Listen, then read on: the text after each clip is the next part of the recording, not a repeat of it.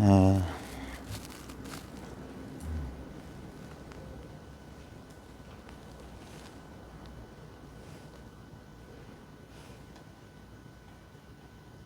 맞다. 오늘부터 지난주에 이제 이것이 선이다. 그거 끝나고 보조법어라고 해가지고 지금 원래는 보조 진울선사 법어가 이거보다 훨씬 많거든요. 그 중에 핵심적인 게 이제 수심결하고 진심직설하고 권수정의 결사문 요 정도를 이제 보통 짤막한 그 글인데 그거를 이제 주로 보는데 지금 권수정의 결사문은 좀 빠졌어요. 제가 급히 막 하다 보니까 일단 보조선사의 행장이 잘 나와 있는 그 불일 보조국사 비명 비석에 새긴 글 그걸 오늘 간단히 할 거고요. 그러기 전에 제가 이제 지난 금요일 날 이제 벽암록 강독하면서 앞으로 10년 동안 정확히는 10년이 아직 안 되는데 지난 한 9년 정도 8, 9년 이제 그냥 좌충우돌 주먹구구식으로 공부를 좀 막 나눴다면 앞으로 한 10년 동안은 좀 더 이제 공부를 해보시면 알 거예요. 공부라고 하는 게 그런 말 있잖아요. 삶은 계속된다. 예? 무슨 일이 벌어지건 어찌 되건 우리가 우리의 그 생명이 끊어지기 전까지 삶은 계속돼요. 무슨 일이 있어도 삶은 계속돼요. 예? 아무리 힘든 일이 있어도 삶은 계속되는 거고 설사 깨달았다 하더라도 삶은 계속돼요. 예? 그래서 마치 그 깨달음이라고 하는 것이 무슨 마침표라고 생각하는 게 아니라 그 깨달음에도 불구하고 계속되는 삶 속에서 그 공부, 예. 어떤 면에서는 그게 진정한 공부였고 부처님께서 보여주신 부처님이 35살의 성도 이후에 80에 사라상수 옆에서 열반하실 때까지 그 45년간의 그 행보가 계속 끝없는 공부에서 끝없는 깨달음이에요. 끝없는 깨달음. 옛 우리 조사선에서는 향상일로라고 해가지고 위를 향한 오직 한 길만 있을 뿐이다. 그래서 이제 그 앞으로 이제 근데 이제 저희 제가자들 모임의 한계 내지는 우리처럼 아마추어 공부 모임들의 그 어쩔 수 없는 숙명 같은 게 있어요. 우리는 고정된 무슨 그런 게 신도나 회원 그런 게 아니잖아요. 그냥 공부하고 싶은 사람들이 자연스럽게 모였다가 인연 따라 자연스럽게 흩어지고 하다 보니까 공부 이제 제가 꾸준히 오래오래 공부하시라는 당부 꼭 여기가 아니라도 좋아요. 이 공부를 시작하셨으면 꾸준히 혼자서라도 꾸준히 아니면 도반들이 있는 게 제일 좋아요. 그리고 자기를 이끌어줄 수 있는 사람이 있으면 더더욱 좋고 그렇게 꾸준히 한번 해보세요. 적어도 10년 이상은 해야 됩니다. 20년, 30년, 40년 할 수 있다면 더 바랄 게 없고요. 예. 그거는 해보시면 압니다. 이건 말로 설명 못하고요. 해보면 알아요. 왜 오래 공부하라고 하는지. 아까 말했듯이 깨달음 한번 빵 하고 끝이 아니에요. 그게 시작이에요. 진정한 의미에서는. 이 보조 스님도 그걸 보여주신 분이고 이 우리나라 스님들 가운데 자신의 공부 여정을 소상히 밝힌 스님들이 거의 없어요. 지금 이제 아시는 분은 아시겠지만 보조 스님의 글들을 모아서 최초로 보조 법어를 만드신 분이 오대산의 그 월정사 하남 스님이에요. 하남 스님. 하남 스님을 보조 스님의 후신이라고 할 정도로 아주 유사해요. 왜냐하면 성품도 비슷하시고 성품도 세속에 이름 알려지거나 막 이런 거 관심 없으셔서 그 하남 스님도 오대산에서 안 나오는 걸로 유명했잖아요. 그래서 뭐 말 잘하는 앵무새가 되느니 차라리 뭐 자취를 감춘 학처럼 살겠다 해가지고 거기서 사셨고 그 다음에 그 보조 스님 나중에 이제 우리가 살펴볼 비밀을 보면 보조 스님이 25살에 이 일을 처음 밝혀요. 육조단경 보다가. 그 다음에 41살에 드디어 가슴에 걸렸던 물건이 사라졌다면서 더 이상 공부 얘기를 안 하시거든요. 그러니까 한 16년 정도 세월이 걸렸어요. 하남 스님은 4차례에 걸쳐서 17년 정도 걸렸어요. 비슷해요. 그 다음에 마지막 열반의 모습도 비슷해. 이 보조 스님도 수명이 좀 짧으셨어요. 50 몇 살에 돌아가셨더라? 53세, 세수 53세에 돌아가셨어요. 예. 그리고 이제 법당에서 이제 질문 다 받고 다만 이것뿐이라면서 주장자 한번 치고 그대로 열반상을 보이셨다고 했는데 여러분도 그 하남 스님 그 열반 사진은 보신 적 있죠? 모르세요? 한국전쟁이 일어났을 때 그 누구지? 선우휘. 우리나라 소설가인가 그 사람 선우휘라는 사람이 군종 기자였어요.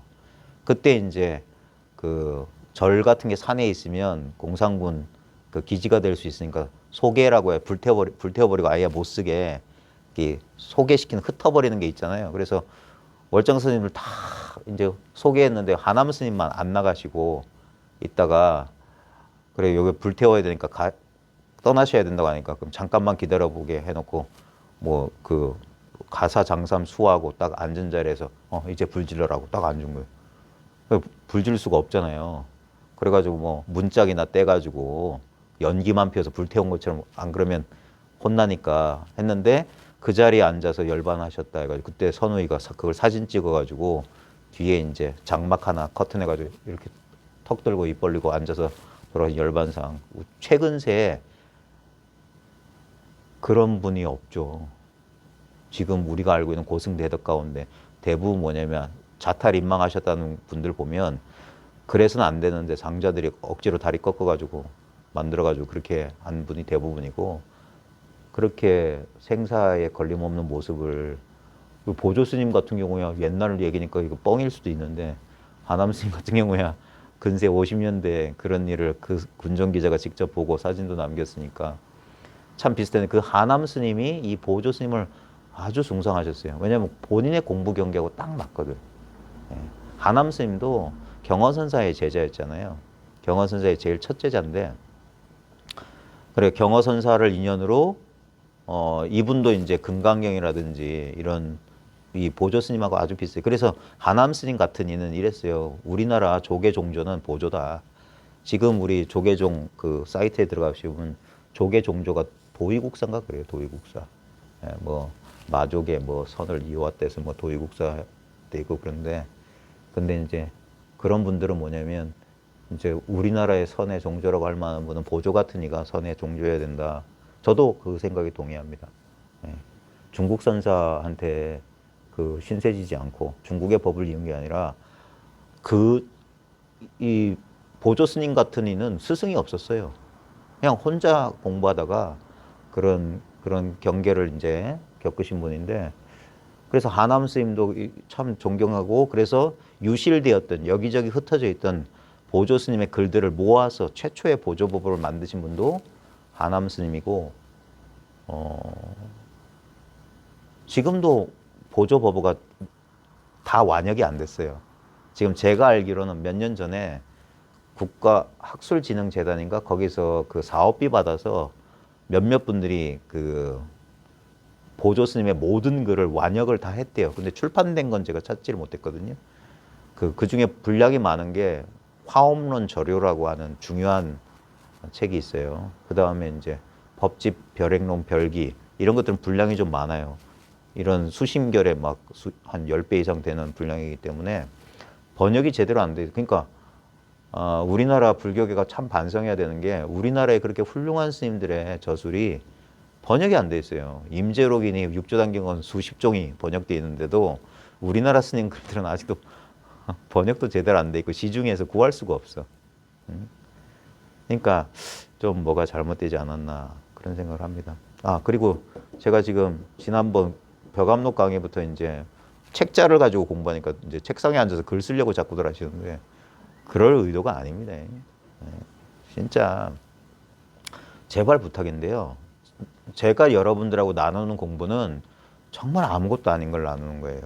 정말 명심하게 혹시나 저한테 배우실 마음이 있으신 분은 정말 명심해야 됩니다. 자신의 삿된 견해를 가지고 잘못 공부하시면 안 돼요. 적어도 저한테 만약에 배우시려고 여기까지 오셨으면 제 말을 왜곡하지 말고 그대로 들어보세요. 여러분 공부하실 필요 없어요. 이게 제 몽지라는 인간의 사견이 아닙니다. 이게 불법의 골수예요. 제가 얼마든지 증거될 수 있어요. 보조 스님이 증거해 주시고 중국의 역대 조사들이 증거해 주세요. 황벽 스님의 전신법에 꼭 보세요. 거기 무슨 수행하라 공부하라 소리 안 나옵니다. 하지 말라 소리는 있어요. 공부 안 하면 그게 깨달음이다. 근데 이걸 사람들이 보통 사람들이 이해할 수도 없고 믿을 수도 없어요. 그래서 불가사의 해탈법문이라고 하는 거예요. 그리고 저쪽 이웃나라 일본에 가면 일본에도 도인들이 꽤 있거든요. 일본에 제대로 정통으로 깨달은 도인들 보면 공부할 거 없다는 소리 다 합니다. 13세기에 일본에서 제일 자랑스럽게 우리나라면 원효 막 내세우잖아요. 세계적인 불교학자로. 일본은 정말 내세울 만한 그런 성인이 없는데 도겐이라고 하는 조동종의 종조가 있어요. 이 도겐 선사가 보조 스님하고 비슷한 시대예요. 이게 웃긴 거예요. 그 역사학자들이 시대를 이렇게 보면 비슷한 시대에 비슷한 인간의 의식은 비슷하게 발달한다. 추계 시대라는 저술도 있거든요. 거기 보면 그 석가모니가 출연할 시대가 히라베스는 소크라테스나 뭐 공자나 이런 사람들하고 비슷한 시기에 이런 사람들이 등장했다. 그리고 이제 노겐이나 우리나라 보조스님 그 비슷한 12세기 말 우리 보조스님이 약간 한 50년 앞선 분이거든요. 도겐 선사가 입송, 송나라에 들어가서 일본은 그 당시에 막 지금도 우리 저 영도 근처 가면 옛날에 보살주 영도다리 밑에 점치는 집이 많았잖아요. 왜냐면 바닷가 쪽에 기후가 불안정하고 앞일을 예측하기 힘들면 전부 그런 뭐 신묘한 그런 힘에 의지하기 십상인데 일본이 그렇잖아요. 애니미즘이고 신사가 그렇게 곳곳에 있고 어떤 정령 신앙을 믿고 좀 유치한 수준이었는데 그러다가 이제 도겐이라는 사람이 입송에 송나라에 들어가서 이제 진짜 불법을 배우려고 입송해가지고 진짜 불법을 배워와요. 이 도겐 선사도 우리나라는 일본선을 무시해가지고 일본선에 대한 정보가 거의 없는데 일본선 무시하면 안 됩니다. 예? 우리나라 사람들이 너무 중국에 4대 하는 바람에 이 일본 사람들은 비록 배워왔지만 자기 나름대로 이제 이 독창적으로 좀 했는데 우리나라 사람들은 조금 그대로 우리나라에 제가 봤을 때 안 좋은 점은 뭐냐면 원조지상주의. 뭐 유교도 중국에서는 유교도 이제 안 지키는데 저 안동에 가면 그대로 하려는 분이 계시질 않나. 기독교도 지금 다 교회 성당 망하고 있는데 한국에서는 그러질 않나. 불교도 그래요. 불교도 막 뭐 이게 원조다 싶으면은 막 그런 식으로 하는데 일본 사람들은 안 그런 것 같아요. 좀 실용적이고 자기화 시키는 게 좀 강한 것 같은데 도겐이 그거 갔다 와서 막 자기가 정법을 한다 하니까 기존의 일본 불교계에서 반발이 일어난 거예요. 그래가지고 막 그 당시에 그 천태산 비야산이라고 일본의 불교 역사 보면 비야산이라는 곳에 승려들이 그 군사력을 가지고 있으면서 약간 이런 정치 권력화돼 있었어요. 그러면서 이 도겐이 눈에 가시니까 축출하려고 막 병장기를 들고 밀고 들어온 거야. 나와라 해가지고 위협하고 쫓아내려고. 그래가지고 지금 여러분 어디죠? 영평사라고 A사 맞나? A 헤이지인가? 영평사. 일본의 유명한 일본 관광 가면 산속에 있는 큰 영평사라는 조동종의 본산이 있어요. 그 산속으로 들어간 이유가 원래 시내에 있다가 쫓겨나간 건데 그때 그 사람들이 그랬어요. 네가 불교의 정법을 배워왔다는데 네가 송나라 가서 배운 게 뭐냐? 배워온 불법의 그 정법이 뭐냐? 하니까 유명한 말을 합니다. 금강경 오가에 야보선사가 했던 말이에요. 내가 송나라 가서 배운 거는 눈은 가로요, 코는 세로란 거 배워왔다. 무슨 선문답 같죠? 근데 진짜예요. 눈은 가로로 돼 있고 코는 세로가 이게 불법의 정수예요. 그 이상 없어요. 아니 그런 이상한 옛날 네 글자 토막말도 필요 없고 우리 공부한 사람들이 진짜 착각하고 있는 게 뭐냐면 지금 있는 이대로가 내가 그렇게 얻으려고 했던 깨달음 그 자체라는 사실을 우리가 모르고 있는 거예요. 깨달음이란 말에 속고 자기 생각에 속아서 그래요. 지금 봐요. 생각할 필요 없이 가장 분명한 건 뭐냐면 바로 지금 이거예요. 이 경험이에요. 이 경험. 예? 이게 진리라고요, 이게. 여기서 모든 사단이 벌어진 거야. 여기서만 모든 일이 벌어져요. 예? 이것만 진짜예요. 지금 눈 훤히 보이고 잘 들리고 잘 느껴지고 잘 견문각지하는 이 당처. 이거란 말이에요. 이것만 변함없는 유일한 진실이에요. 예? 이거 외에는 전부 뭡니까? 망념이라고, 망념. 환상이란 말이에요, 환상. 과거도 환상, 미래도 환상이에요. 예? 그 과거와 미래 사이에는 현재라는 것도 환상. 예? 왜냐면 과거도 없고 미래도 없는데 현재가 어디 있어요? 근데 우리가 즉금이라고 하는 거 있잖아요. 바로 지금. 즉금이란 말은 바로 지금이란 말의 한자말이거든요. 바로 지금. 근데 지금이라고 하는 순간 언어를 쓰게 되면 뭔가를 이렇게 나누게 된단 말이에요. 근데 우리가 지금 이거는 시간이 없는데 영원한 상태거든요. 영원히 늘 지금이잖아. 바로 이것만이, 여기서만이 모든 고통과 불행이 없는 자리예요. 근데 고통과 불행만 없냐? 행복과 기쁨도 없어요. 무희 영무라. 기쁨도 없고 근심도 없다. 이게 그래서 중도라고 하는 거예요. 고락의 중도다. 유무 중도다. 고통과 즐거움의 가운데. 예? 그 다음에 있음과 없음의 가운데. 그러니까 있는 것도 아니고 없는 것도 아닌데. 고통도 아니고 기쁨도 아니다. 그러니까 이거라고 하는 거예요. 그러니까 마탱이가 없는 이거란 말이에요. 그게 북방 대승선에서 말하는 몰잠이 맛이 없는 소식이다 하는 거예요. 맛이 없는. 그게 초기 불교에서 상수 멸진, 느낌과 생각이 소멸된 선정. 그게 이거란 말이에요. 이걸 쉬운 말로 본성, 자성이라고 하는 거예요. 이름이. 근데 경험으로 보면 이경험이라고. 그러니까 그래서 선사들이 전신보배에서 뭔 말을 하냐? 장심멱심한다 하는 거예요. 어리석은 중생들이 마음을 가지고 그 마음을 찾고 있다. 그러니까 당신들이 쓰고 있는 그게 마음이다. 그게 마조선이에요. 즉심시불이다. 지금 작용즉성이다. 지금 쓰고 있는, 작용하고 있는 게 성품이다. 지금 눈으로 작용하고 귀로 작용하고 코, 혀, 몸, 의근으로 작용하고 있는 이게 마음이지. 무슨 마음을, 그러니까 찾을 마음이 없다고 하는 거예요. 얻을 마음이 없다고 하는 거예요. 그럼에도 불구하고 여러분 뭡니까? 경험되는 내용에 속아서 지금 그래 헐떡거리는 거예요. 그거 이겨낼 수 있는 사람은 부처님도 못 이겨내요. 여러분만 할 수 있어요. 여러분, 나중에 보면 화엄론 힘이 쭉 빠지네. 왜냐면, 봐요.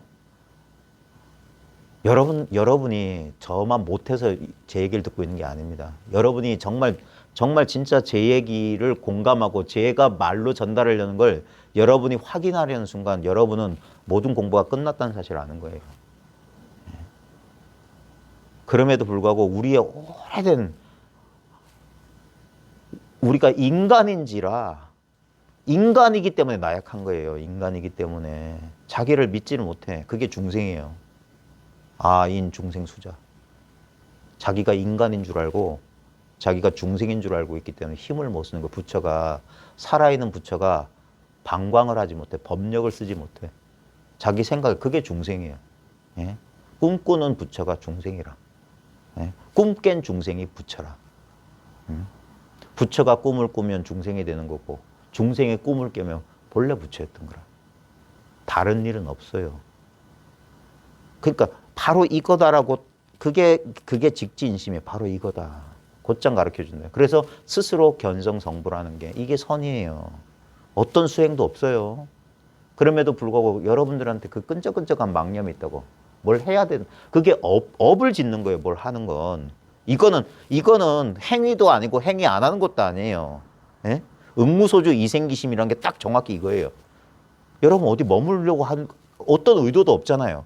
그러면서도 끊임없이 머물 수 없는 이 자리에서 끊임없이 현상들이 나타나지만 그 현상들은 절대 머물지 않습니다. 그게 무상무화의 법칙이에요. 영원한 것 없고 나라고 할 만한 고정된 실체는 없다예요. 그러면서 끝없는 변화만 있는 것 같은데 그 변화는 환영이에요. 환영. 끝없이 변화가 일어나고 있는 이 자리는 절대 변함이 없습니다. 그래서 이게 모양도 없고 소리도 없고 맛도 없고 느낌도 아무 생각도 없어요. 그래서 중생들은 뭔가 애타게 찾으면 내가 붙잡지 못했다는 허무하고 막 상실감을 느낀다니까. 그러니까 찾지 말라고 하는 거예요. 그걸 좀 딱 끊어봐라 하는 거예요. 그것만 끊으면 된다. 그래서 곧장 마음을 쉬면 그게 구경이다. 황벽 스님이 자신만만하게 전신법에서 말하고 있는 거예요. 저도 10수년 동안 그래도란 미련 때문에 공부가 지지부진했던 거예요. 한 마음 쉬면 그게 대휴월처, 대구경처다. 예? 공부 하나도 안 한 이 자리가 되는 거예요. 공부 하나도 안 한 이 자리. 공부하는 게 아니라 실제로 이 자리에 오게 되면 자기가 이제까지 공부라고 했던 모든 걸 놓게 돼 있어요. 여긴 하나도 가지고 들어갈 수가 없어. 있으면 안 돼. 그래서 방아착하라, 일체를 도방하, 일체를 모두 내려놓아라. 선사들 법문이 다 그거예요. 그래도 봐요. 지금 이 현실이라고 하는 거 있잖아요. 이 현실이라고 하는 건 여러분이 통제하는 게 아니에요. 예? 우리는 이렇게 생각해. 이 시간과 공간, 이 세상은 내 의지와 상관없이 내 외부에 있고 나는 이 세계 속을 살아가는 작은 존재다. 이런 망상을 한다니까. 제가 꿈 비유 여러 번 말했잖아요. 꿈속의 세상, 꿈속의 시공간도 꿈으로 만들어졌어요. 그 꿈속의 세상을 살아간 나도 뭡니까? 그 꿈의 일부예요. 똑같다는 거죠. 그게 자타불이에요. 예? 능소가 다르지 않다. 주관과 객관이 다름이 없다. 왜? 똑같은 거예요. 여러분 지금 경험을 봐요. 우리 경험이 어떻게 됐냐면 이 공부가 미약한 사람은 지금 똑같은 경험을 해요. 신체가 느껴지죠. 그러니까 그 신체를 나라고 여기면 그게 분별이에요. 무의식적인 분별이야. 왜 이렇게 분별했는지 우리 몰라요. 왜? 어렸을 때부터 어머니가 만져주고 빨아주고 막 이래 그 애기 키워보시면 알잖아요. 막 애 다리도 주물러주고 뭐 하잖아요. 늘리고 막 하잖아요. 그 신체에 이 자극을 주죠. 그러면 우리의 이 의식이라고 하는 것이 이 자꾸 자극을 주게 되면 강화된단 말이에요. 그러면서 이게 느껴진 대상이거든. 이 느껴진 대상을 자기도 모르게 나라고 여기게 돼요. 원래 갓 태어났을 때 그런 생각 없어요. 전부 다 뭡니까? 부모가 만들어준 거야. 예? 자극을 주고 이름 불러주고 눈길 맞춰주고 하다 보니까 처음에는 무분별 상태야. 완전 무지한 상태에서 생명이 탄생해요. 근본 무명 속에. 거기서는 그런 게 없어. 근데 거기 봐요. 12연기가 그 말 그대로 무명에서 행에서 식이 나온다고. 행위를 통해서 분별이 나온단 말이야. 그러니까 아이고 누구야 이름 불러주고 눈 맞춰주고 만져주고 하다 보니까 점점점 하다가 두 서너 살 되면 뭡니까? 나가 생겨난다고. 그러면서 그때 세계가 생겨나요. 나만 생기는 게 아니라. 왜? 분리가 일어나서 하나의 경험을 특별한 신체 경험을 나로 여기면 이 경험 몸은 느껴지니까 이건 난 것 같죠? 그러니까 여러분 평생 몸뚱아리를 자기라고 여기는 거라. 느껴지니까. 가정 이렇게 하면 아프고 칼로 베이면 하니까 그러니까 이거 나겠지 하고 벌벌벌 떠는 거라. 그리고 이거 아무 안 느껴지는 하고 내 아니네. 나는 이렇게 아픈데 얘는 안 아프네 하면서 분별하고 있는 거라. 근데 봐요. 내가 아프건 안 아프건 얘가 무심하건 뭐 여기서 막 산불 나서 저 강릉에 산불 나서 뭐 하건 우크라이나에서 전쟁터에서 지금 막 포탄이 터지건 뭔가가 지금 여기 경험되기는 매일반이란 말이에요. 존재의 경험은 똑같다고요. 예? 너무나 진짜 이게 나인 것 같은 내 육체 감각도 존재 경험이 변형된 거라고. 꿈이라고, 꿈. 세상에 이 덥고 춥고 이 변화도 똑같은 존재의 경험이에요. 꿈속에서 하는 경험이랑 뭐가 달라요? 꿈속에서도 나도 경험하고 세성도 경험했잖아요. 그냥 존재가 자기도 경험하고 이 주관과 객관을 동시에 경험은. 그래 주관과 객관 둘이 아니라고 하는 거야. 그러면 지금 제가 존재라고 하는 것은 경험되네 이거예요. 존재라고 하는 건 주관이나 객관처럼 예를 들면 아주 간단하게 합시다. 이 몸뚱아리를 주관이라고 하고 컵을 객관이라고 할게요. 이 수많은 세계 가운데 하나만 딱 해서. 그러면 우린 이렇게 느껴요. 난 여기 있는 것 같고 쟨 저기 있는 것 같죠. 여러분도 똑같죠? 깨달음 붙여도 똑같아요. 몸은 여기 있고 컵은 여기 있어. 근데 봐요. 몸이 여기 있는 줄 아는 이거나 컵이 여기 있는 이거나 뭐가 달라요? 몸하고 컵은 형상을 따라서 경계선을 그을 수 있어. 근데 이 경계선이 그려지는 이거는 뭐냐고. 근데 이거는 별다른 느낌이 없잖아요. 근데 모든 게 이 별다른 느낌 없는 이 속에 있단 말이야. 그래서 허공 같은 이런 말을 쓰니까 무변 허공 법신. 가장자리가 없는 허공 같은 법의 몸이라고. 이게 전부 법이란 말이에요. 예? 그래 꿈속에 꿈 아닌 게 없듯이 현실 속에 마음 아닌 게 없다는 거예요. 전부 이 의식, 마음, 알아차림, 자각, 이 생명 이걸로 다 돼 있는 거라. 왜? 지금 나를 이렇게 느끼는 것도 그것이고 이 컵을 느끼는 것도 그것이라고. 근데 그 느끼는 것을 다시 느낄 수는 없지. 그러면 컵이나 나 둘 중에 하나겠지. 주관 아니면 객관이겠지. 근데 주객관이 꿈속에 나도 꿈이고 꿈속의 세계도 꿈인 거와 똑같아. 근데 봐요. 그 존재라고 하는 건 그 존재의 일부인 내가 어떻게 해서 되거나 말거나가 아니잖아요. 예? 그래서 불생불멸, 부증불감, 불구부정이란 그게 반야의 핵심이란 말이에요. 깨달음의 핵심이라고. 나거나 사라지는 게 아니다. 그러니까 어떤 영적인 체험이나 그런 이상한 체험이 아니란 말이에요. 그건 나타나고 사라지잖아요. 근데 여러분 경험 속에서 나타난 적도 없고 사라진 적도 없다는 건 뭐냐면 내가 지금 여기 있다는 이거예요. 내가 지금 여기 있다는 게 나타난 적이 있습니까? 왜냐하면 봐요. 내가 지금 여기 있다는 경험이 나타나려면 그걸 아는 놈은 미리 있어야 돼. 그걸 철학적으로 어려운 얘기로 선엄적이라고 그래서 경험 이전에 먼저 있어야 된다고. 그걸 이거라고 하는 게 세존거여마. 세존이 꽃 들어서 보여주려는 게 이 꽃 보기 전에 뭐가 있었냐 이게. 이게 있으니까 꽃이 들리기도 하고 내려오기도 하고 하는 거예요. 소리를 지르기도 하고. 그러니까 이건 애초에 그래서 이걸 깨닫고 나면 깨달음 없다 소리 하는 거야. 비록 한번 비로소 이런 도리가 있구나 하고 깨쳐보니까 이건 본래 그리 돼 있더라 이거예요. 그래서 마음을 쉬어버린다는 거예요. 근데 그게 저도 수없는 세월이 근 20년 가까이 걸려서 이제 겨우 그렇구나. 여전히 미련이 남아서 대부분 뭐냐면 어떤 편안한 느낌을 원해. 그죠? 마음 시달리지 않았으면 좋겠죠. 근데 바로 그 마음의 고통이 근원이에요. 그게 분별심이잖아. 그렇기 때문에 고통은 끝나는 게 아니에요. 오히려 우리 생각과 달리 돼 있어요. 무슨 일이 벌어져도 이 일밖에 없다는 사실에 항복해 버리는 수밖에 없다고. 그래서 공부가 어려운 거예요. 왜 우리는 자아를 놓지를 못해. 이걸 자기로 여기는 거예요. 그러니까 봐요. 그러면 이렇게 된다니까 이걸 나라고 여기잖아요. 그럼 나 아닌 게 딱 생겨요. 얄짤 없는 거예요. 얄짤. 부처도 이거 못 피해요. 그래서 모든 조사들도 그걸 못 피했던 거라. 그래서 모든 요즘 현대인들한테는 씨알도 안 먹히는 소리지. 모든 희망을 포기하세요. 모든 바람을 내려놓으세요. 그게 인연을 따르세요. 진리에 항복하세요라는 소리. 물론 이게 그러면 뭐 바보 등신 그렇게 살란 말이냐? 그거 아니에요. 마음대로 사세요. 하고 싶은 건 마음대로 사세요. 똑같아요. 그냥 나밖에 모르고 내가 이기적으로 막 살든가 완전히 내가 저 밑바닥에 마더 테레사처럼 살든가 똑같은 일이라고.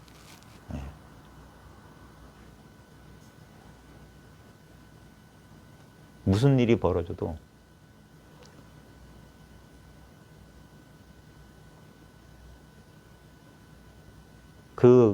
뭐라고 해야 될까?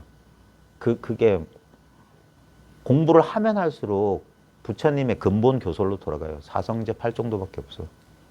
실제로 부처님의 교설이라고 하는 사성제 8정도밖에 없어요. 나머지는 전부 기존에 있던 거 응용한 거라. 부처님의 교설은 부처님은 딱 이런 말씀했어요. 나는 고통과 고통의 소멸에 대해서만 말한다.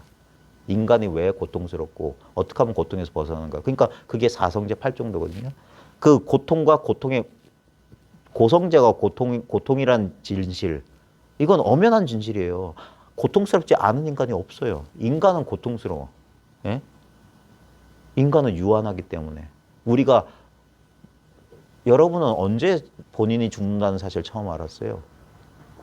제가 제 경험 말하자면 전 초등학교 4학년 때 내가 죽을 수 있다는 생각을 하면 그날 밤 잠을 못 잤다고. 분명히 내가 그때가 11살이었어요. 그전에도 죽는다는 거 알았어요. 애들하고 빵빵 총놀이하면 하고 죽는 신용하는 건 죽음이 뭔지는 알잖아요. 그냥 눈 감고 꼼짝도 못하는 거. 근데 그건 TV에서 봤던 죽음이고 남의 죽음이었지 자신이 사라질지 모른다는 생각을 한 번도 안 했다가 어느 날 11살 밤에 갑자기 그 생각이 일어났는데 그날 밤 잠을 못 잤어. 그게 인간이에요. 죽음의 공포를 느끼는 게. 내가 사라지는구나. 그것 때문에 우리는 절대 만족할 수가 없어요. 아주 깔깔거리고 있다가도 갑자기 뭡니까? 이것도 언젠간 사라지고, 언젠간 난 갈 텐데. 그리고 지금 이제 점점점 이제 노화가 시작되면 더 이게 현실적으로 다가오죠. 네. 점점점 주변 사람들이 사라져가기 시작하니까. 이제 내 차례가 멀지 않았다는 생각하면 참 그럴 겁니다. 자, 그래서 인간은 고통스러울 수밖에 없는데, 근데 왜 고통스럽냐? 그게 중요한 거예요. 그게 뭐냐? 가래라고 그랬어요, 부처님께서는. 무명 또는 가래예요. 그 둘은 같은 거예요. 무명 때문에 우리는 헛된 바램을 가지고 있어. 헛된 바램. 뭐 좀 이래 봤으면, 뭐 좀 저래 봤으면. 근데 바로 그 갈망이 곧 고통이에요. 예? 우리가 열반이라고 한 상태가 탐진치의 소멸이라고 했잖아요. 탐진치가 뭡니까? 갈망이잖아요. 내가 원하는 건 갖고 싶은 갈망. 싫어하는 건 나 좀 지긋지긋해. 저 인간 좀 안 봤으면. 이 상황에서 나 좀 빠져나갔으면. 그게 진심 아닙니까? 그것도 갈망이에요. 치심도 뭐 그것도 그러니까 그것들이 내 갈망이라는 사실을 모르는 그 자체가 우리 무명 치심이지. 그러니까 무명과 가래 요 두 개밖에 없다니까. 무지하고 헛된 바램하는 거. 어리석음 때문에. 그러니까 무명. 그래서 가끔 보면 이게 무명을 얘기하고 사성제에서는 가래를 얘기하는데 이게 나중에 보면 같은 거예요. 무명이고 가래고 가래가고 무명. 밟지 못하기 때문에 애타게 뭔가를 바라고 애타게 뭔가를 바라는 한 우리는 이 지혜롭지 못한 거라. 무명에서 벗어날 수 없어요. 그 고통이라고요. 공부하는 사람도 똑같습니다. 왜 공부가 원만하지 않으면 뭔가를 얻으려는 마음이 요만큼 남아있기 때문에 그래요. 그게 속은 거예요. 예? 공부는 이미 완성돼 있어. 그게 모든 공부의 결론이에요. 깨달음을 추구하면 본래 깨달아 있더라가 공부의 끝이고, 우리가 기독교식 구원을 신과 합의를 원한다면 나는 본래 신과 떨어진 적이 없더라가 결론이에요. 난 본래 구원받았더라가 결론이에요. 이게 모든 동서고금 진리의 최종 결론이에요. 다만 그것만 우리가 그게 이치는 그렇게 분명한데도 내 현실이 그렇지 않습니다. 그러지 않아요. 다 그런 거예요. 왜 그럴까요? 그건 여러분이 이제 탐구해야 돼요. 그게 남이 대신해 줄 수가 없는 거예요. 나는 왜 괴롭나? 그 고통을 잘 관찰해 보는 거예요. 그게 바로 보는 거예요. 바로 보는 거. 진실을 바로 보세요. 나한테 뭔가 아직도 쉬어지지 않은 마음의 갈망이 있어요. 갈망이. 그 갈망이 나를 스스로가 스스로를 괴롭히고 있는 거예요. 자업자득이라. 근데 이게 이 찰나적인 깨달음, 순간적인 깨달음, 순간적인 삼매라고 하는 게 뭐냐면 마음을 한순간 딱 돌이키면 지금 이 순간 실제로는 아무 문제가 없어요. 특별한 감각과 생각, 그래서 상수멸하는 거예요. 감각과 생각만 쉬어버리면 고통이라는 건 존재할 수가 없어요. 이게 열받은 상태예요. 이게 우리의 본래 상태라. 아무 느낌 없고 아무 생각이 없는 상태. 무념무상의 상태라고요. 이 모든 것을 다 지금 마치 뭐라고 해야 될까 하면은 지금 이 방 안에 있는 모든 사물이 이 형광등이라고 하는 유일한 빛의 근원은 이 형광등밖에 없잖아요. 그러니까 뭐가 드러났다고 하면 이 형광불 때문에 드러난 거야. 지금 봐요. 여러분 경험을 잘 보세요. 난 몸이 있는 줄 알아요. 내 발가락의 감각이나 이 주변 공간의 온풍기의 뭐 따스한 느낌이나 뭐 냉기나 뭐 소리나 지금 바깥에서 들리는 그다음 내면의 생각이나 다 알잖아요. 근데 그게 전부 형광등 불빛에 드러난 대상들과 같은 의식의 대상들이에요. 그 말은 뭐냐면 형광등이 있기 때문에 이게 노랗고 빨갛고 하얗고 뭐 이렇게 드러나듯이 내 몸의 느낌이나 몸의 쾌, 불쾌, 차고 뜨거움 이런 것들이 색깔에 비유한다면 빛이 있기 때문에 그게 드러나듯이 우리 의식이 본래 온전하기 때문에 그 차별 감각이 드러나는 거예요. 근데 빛을 따로 아무리 눈을 뜨고 봐도 빛은 안 보여. 네? 빛이라고 하는 모양은 없어요. 대상에 부딪혀서 보라색으로 노란색으로 흰색으로 뭐 이런 색깔로 나타나지 빛이라는 색깔은 없다니까. 근데 모든 게 빛이라고. 마찬가지예요. 모든 경험이 지금 느껴져요. 감각도 느껴져, 소리도 느껴져, 모양도 느껴져. 근데 그게 전부 다 마음이라고. 그러니까 마음이라고 할 게 없다고 하는 거예요. 전부 마음이기 때문에 전부. 이게 최종 결론이에요. 자꾸 어떤 것 하나를 잡아쥐려는 그 마음을, 그래서 일체를 다 방아착하라는 거예요. 일체를 방아착하라. 마음을 쉬어라 하는 거예요. 그 갈에 뭔가를 좀 소나기에 이렇게 꽉 잡고 싶은 그것만 내려놓으면 된다고요. 그럼 본래 아무리 없다는 걸 느끼게 돼요. 이 맞대가리 없는 느낌에 익숙해져야 돼요. 아무것도 안 잡는 거.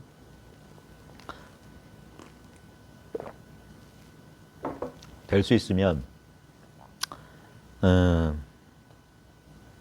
저희 모임은 10명 이하로 계속 갔으면 좋겠어요. 꾸준히. 제가 공부해봐서 아는데, 저도 이렇게 인식이 바뀌기까지 적어도 10년 이상은 걸렸어요. 정말 시간이 오래 걸렸어요. 아는 것과 내가 이해로 아는 것과 내 실제 경험이 일치하기까지 오랜 세월이 필요했어요. 그래서 제가 보조 스님을 그렇게 우러러 떠봤다는 거예요. 도노 점수란 게 이거야말로 진리의 길이에요. 흔히들 도노 돈수 얘기하는데 그건 미안하지만 이치는 맞지만 사실은 아니에요. 그건 이론적인 거예요. 도노 점수는. 현실은 도노 점수예요. 도노 점수를 충분히 해야지 도노 돈수가 왜 도노 돈수라고 하는지 알아요. 근데 점수를 안 하면 돈수도 안 돼. 문득 닦아 맞추는데 왜 닦을 게 없다고 하는지 아는 거야. 공부해보면 알아요. 왠지 미진한 것 같아요. 그러면 공부해야 돼요. 그러니까 공부하는 거예요. 왜 미진한 느낌이 있으니까. 그래서 점수를 얘기하는 거예요. 그래, 자비라고 하는 게 자비. 보조 스님이 얼마나 자비스러운 사람인지는 이분의 글이나 이런 걸 보면 알 수 있어요. 많은 사람들이 선생들 가운데 자비심이라고 눈꼽만큼 없는 사람들이 있어요. 그 마른 지혜 때문에 그래. 이 지혜는 항상 지혜와 자비는 한 덩어리예요.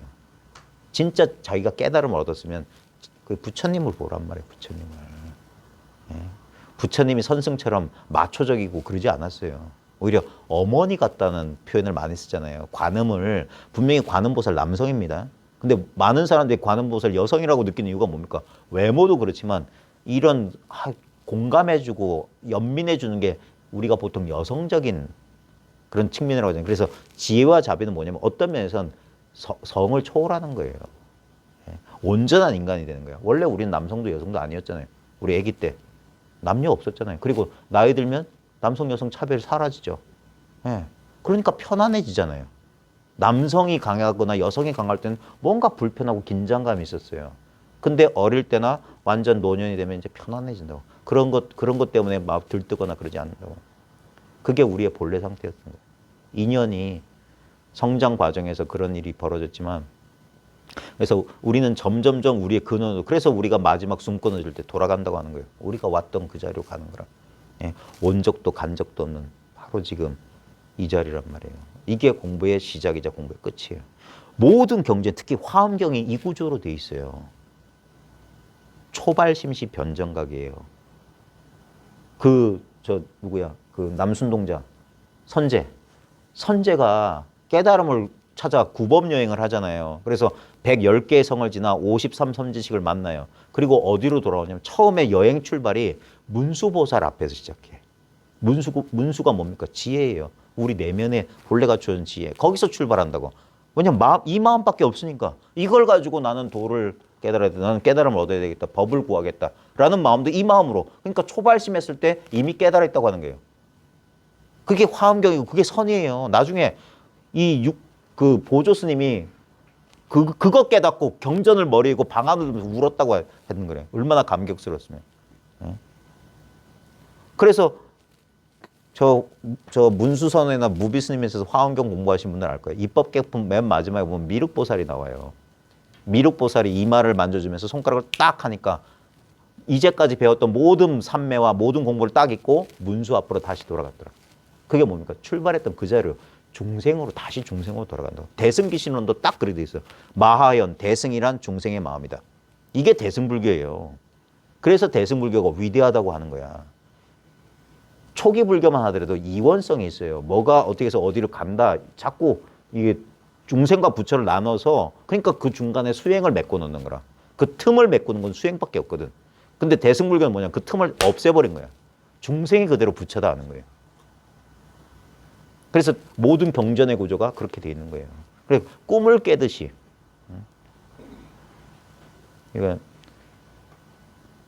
보조 스님도 처음에 25살 때 육조단경 한 구절에 문득 자성을 발견했어. 그럼에도 불구하고 이게 해소가 안 됐거든. 이건 그럼 교종에서 어떤 말을 하는가? 그래 의심나서 화엄경 열람하다가 그 소식을 듣고 중생의 본래 깨달았던 경례에서도 똑같네 하면서 그래서 감격의 눈물 흘렸다는 거예요. 예? 이건 차차 하겠고 제가 이제 중구난방입니다. 부디 저희 모임은 아주 왜냐하면 많은 사람이 있으면 공부를 이렇게 깊이 할 수가 없어요.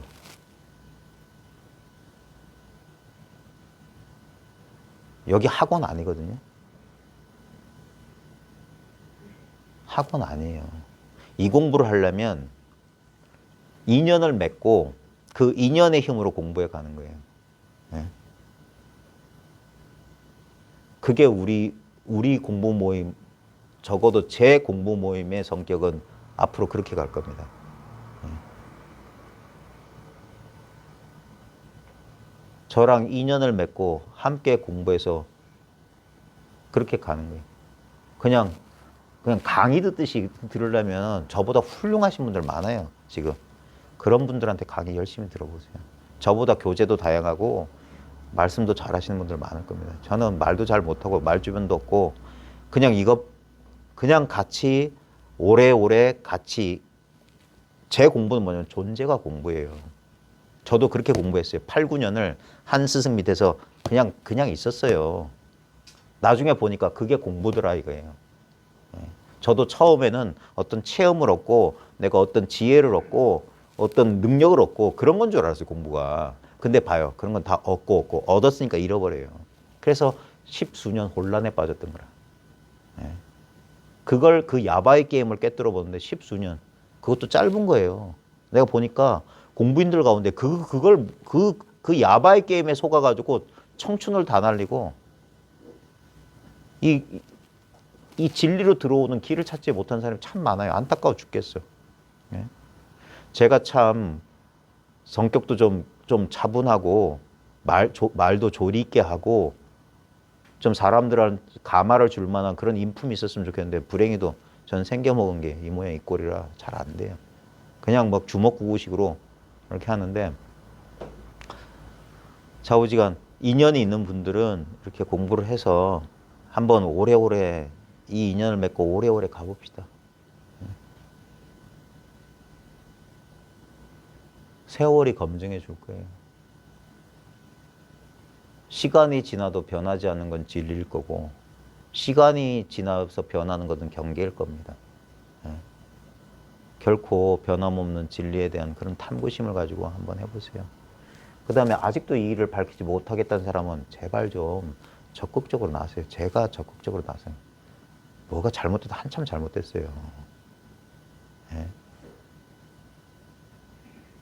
정말 간절한 마음으로 마음을 열고 그러면 이건 자기의 미혹만 살짝 돌이키면 깨닫는 거예요. 이미 다 완성돼 있다니까요.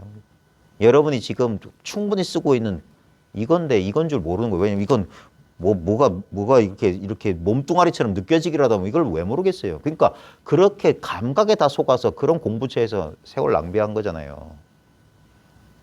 어떤 인연 조건 때문에 생겼던 어떤 특정한 감정 상태나 느낌 상태를 법이라고 착각해서 그걸 얻었을 땐 좋아했다. 그게 사라지면 곤란에 빠지고. 그걸 제가 야바이 게임이라고 하는 거예요. 야바이 게임. 그런 거 말고 그러거나 말거나 하고 상관없으면 그게 진리란 말이에요. 그래서 그걸 진짜 나라고 하는 거예요. 진짜 나는 안 변한다고 하는 거예요. 변화는 이렇게 나이 먹고 늙는 건 가짜 나라고. 이런 물건이랑 똑같잖아요. 변하는데.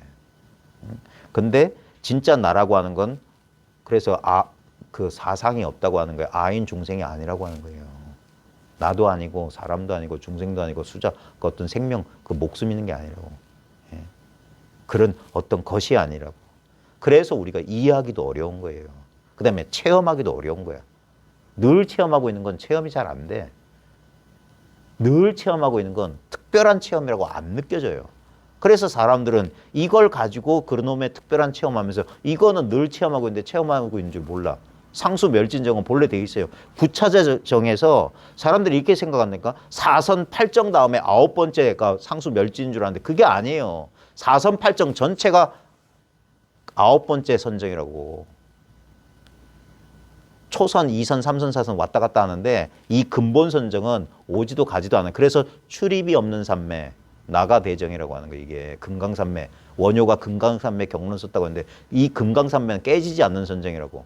초선, 2선처럼 누가 시끄럽거나 누가 때리면 선정이 깨지는 게 아니라 이건 때리거나 잠에 들어가도 안 깨진 선정이란 말이에요.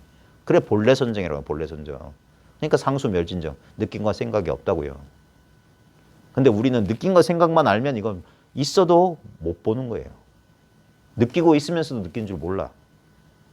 맨날 이걸 왜냐면 대상으로는 경험 안 돼. 대상으로 경험하려는 생각만 딱 집어치면 그게 마음을 씌워버리면 늘 이 자리라고 하는 거예요. 황벽의 전신보배가 선문의 골수입니다. 그거 하나라도 다행히 뭡니까? 선은 간단해요. 전신보배 그 책자만 오리면 몇십 페이지 안 돼요. 해설 다 버리고 엉뚱한 스님들이 막 갖다 붙인 해설 다 쓰레기 같은 소리예요. 원문만 딱 해서 시간 날 때마다 읽어보십시오. 여러분 공부가 돼 보면 돼 가는 과정에 이 놀라운 체험합니다. 제가 요즘 그래요. 제가 전신보배 처음 읽은 게 90년대였어요. 30년 전에 읽었어요. 그 후로도 적어도 40번, 50번은 읽었을 거예요. 전신보배를 2번인가 3번 강의를 했으니까. 네. 2번, 3번 강의할 때 2번, 3번 읽었을 거고 2번, 3번 강의하기 전에 한 페이지를 볼 거 아닙니까? 그러면 한 5-6번 봤을 거고 그 전에 뭐 이런 남들 앞에서 이런 얘기 안 할 때도 혼자서 전신보배 제가 국내에 나와 있는 전신보배 번역본 다 봤어요. 네. 그러니까 적어도 50번 이상은 다 봤을 거예요. 근데 가장 최근에 나온 전신보배 그거 보다가 지금 한 20페이지 읽다가 더 이상 안 읽어요. 읽을 필요가 없어. 이미 앞부분에 다 얘기했어. 맨날 봤는데 또 읽으니까 또 새삼스러워.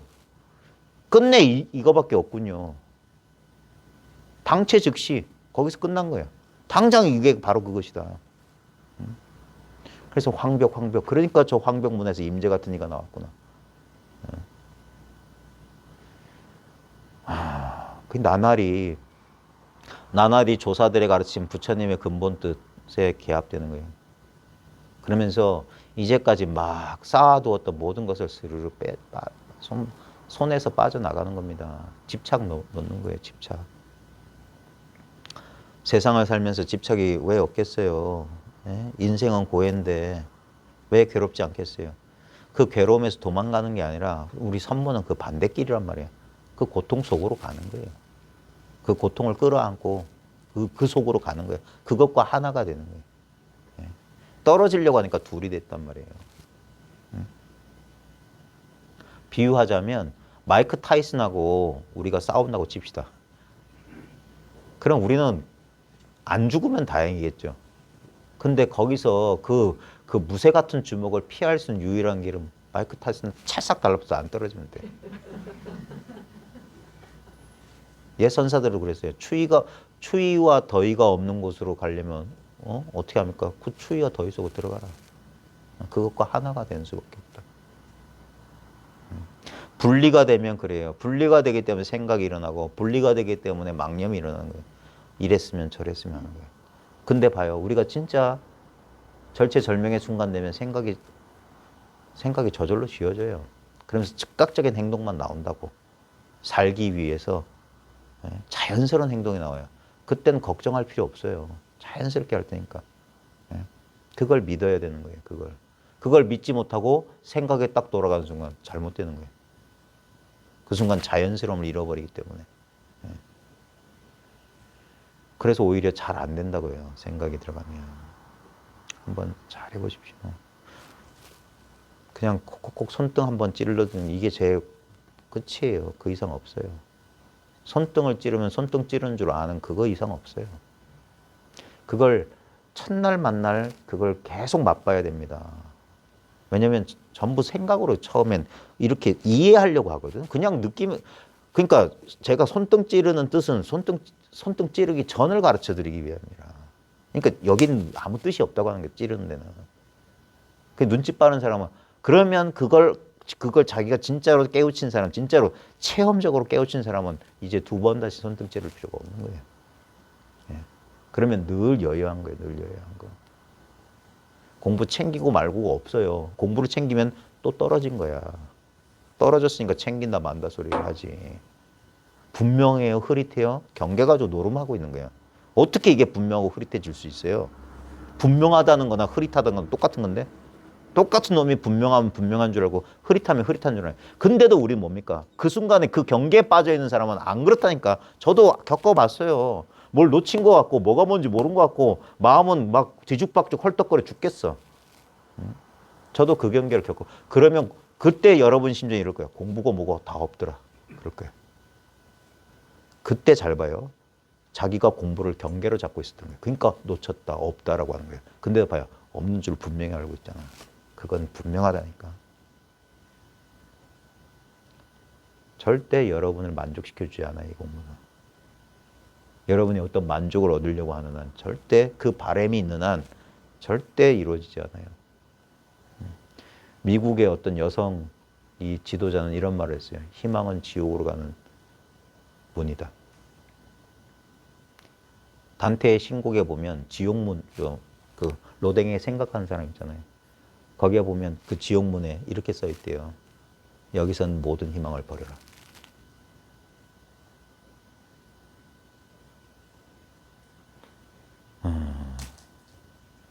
그래, 제 발로 모든 희망을 버리고 지옥문 속에 들어가는 거예요.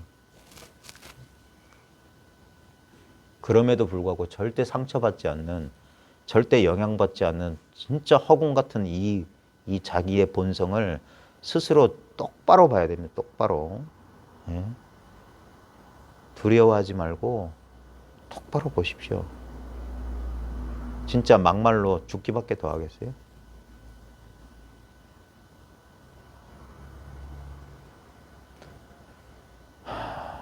그러면서 일체를 한번 쫙 쉬어보세요. 그 다음에 사람 따라 달라요. 저는 진짜 의심이 너무 많은 사람이라 너무 시간이 오래 걸렸어. 하나하나 확인하느라. 제가 왜 이게 진짜 최종 결론인지 증거를 내려면 얼마든지 될 수 있다고. 동서고금, 한중일 조사부터 서양의 무슨 영성가들의 모든 근거를 다 낼 수 있어요. 근데 그래도 자기 마음이 안 쉬어질 수 있다니까. 이게 웃긴 게 아무리 뭐 논리적 근거가 있어도 그렇게 되는 게 아니라 자기 안에서 결론이 나와야 돼요. 그리고 이게 왜 혼자 공부하지 말고 도반이나 지도하는 사람이 꼭 필요하냐면 단정적 확언이란 말이 있어요. 바로 이거야라고 누가 말해줘야 돼요. 아니면 자기 내면에서 그 소리가 나와야 돼요. 그래야 공부가 끝나요. 아, 이거야. 누군가 그래, 그것뿐이다.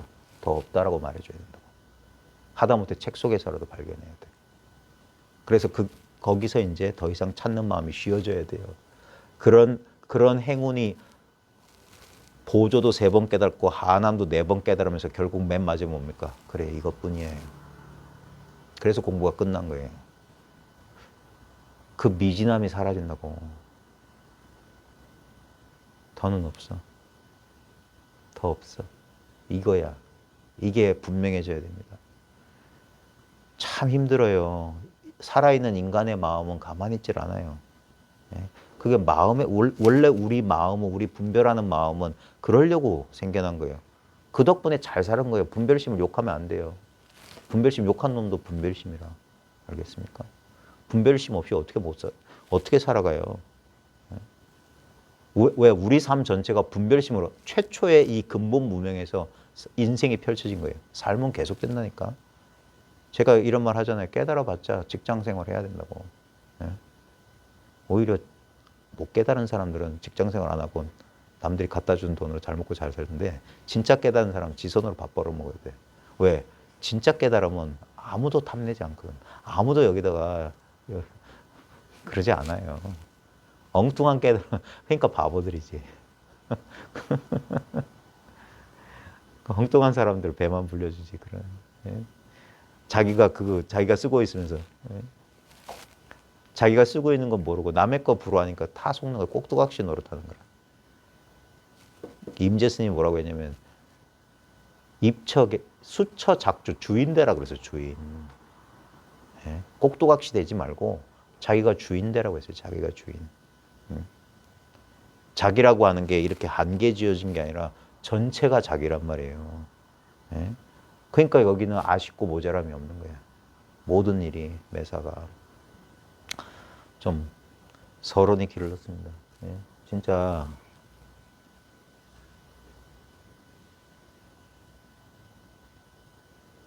한 10명 남짓 되는 사람들하고 조그만 방 안에서 차 한잔 마시면서 이 공부를 날마다 매일매일 조금씩 그렇게 혼습해 가는 거예요. 과거에 훈성거 선생님 회상에서 또는 김태한 선생님 회상에서 공부하던 그 시절이 참 좋았습니다. 그때 그 공부가 없었다면 못 버텨냈을 거예요.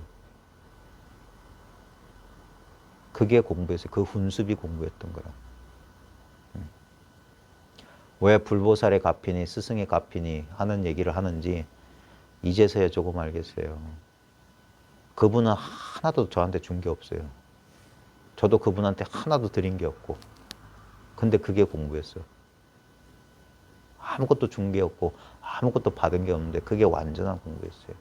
그게 온전한 나를 그대로 내버려 둔 거예요. 이건 손 못 대요. 늘지도 않고 줄지도 않은 거예요. 본래 더럽고 깨끗함이 없어요. 나고 죽음이 본래 없어. 네. 여기서 자신의 의심, 이 불안한 마음을 이겨내는 겁니다. 그걸 공부한다고 하는 거예요. 네. 아직 무명과 가래가 밝혀지거나 쉬워지지 않았으면 공부해야 됩니다. 그래서 깨친 뒤에 부지런히 공부한다는 겁니다. 자, 사설이 너무 길었고요. 우리 교재 잠깐만 볼게요. 이게 기니까 다 볼 필요 없어요. 조계산 수선사 불일 보조국사 비명. 제가 송광사는 한 20년 전에 한번 처음 가봤고 최근에 가본 게 재작년인가? 작년 1월인가? 우연히 가서 송광사 제일 높은 곳에 법당 저 관음점 뒤에 계단으로 쫙 올라가는 게 있거든요. 제일 높아요. 그 보조 진을 국사 감로탑이라고 동그란 부도탑이 있고 비석 하나 있고 거기에 양쪽에 배롱나무가 큰 배롱나무가 두 그루 있어요. 거기서 이렇게 보면 송광사 아래가 다 보이거든요. 제일 높은 곳에 있어요. 거기 이제 처음 가봤어요. 나 보조국사 탑 처음 가보고 처음 참배했는데 그렇게 보조국사를 흠모했는데 가봤고 조사 전에는 거기는 제가자들한테는 개방을 안 하더라고. 관광객들은 개방 안 해요. 네, 그래. 성보박물관에 아마 끝났나 모르겠다. 그 원본 진영을 공개했는지 모르겠는데 그래 그 흔적이 남아 이렇게 한번 이렇게 더듬으려고 그때 가봤던 기억이 나네요. 자, 이거 다 읽을 필요 없으니까 건너뛰고 중요한 것만 할게요. 여기 353쪽에 제일 밑에 353이라고 페이지 돼 있죠. 스님의 법명은 진울이고 했어요. 진울할 때 지자가 알지자에 눌이 어눌하다 할 때 눌자예요. 어눌함을 안다예요. 그 수신결의 단지 불해면 시직견성. 다만 알지 못하는 줄 알면 그게 견성이다. 양산 통도사 극락암 경보음 스님도 차라리 바보가 되라. 그러면 공부가 빠르다 그랬어요. 누람을 안다. 바보임을 안다 이제. 전부 이 공부한다는 놈들은 바보다. 이 덜 떨어진 놈들이란 말이에요. 자기가 덜 떨어졌다는 사실을 알아. 왜냐면 도 속에서 도 찾고 있으니까. 소를 타고 소를 찾으니 이 누란 놈아 하는 거예요. 그게 진울이라고 하더라고요.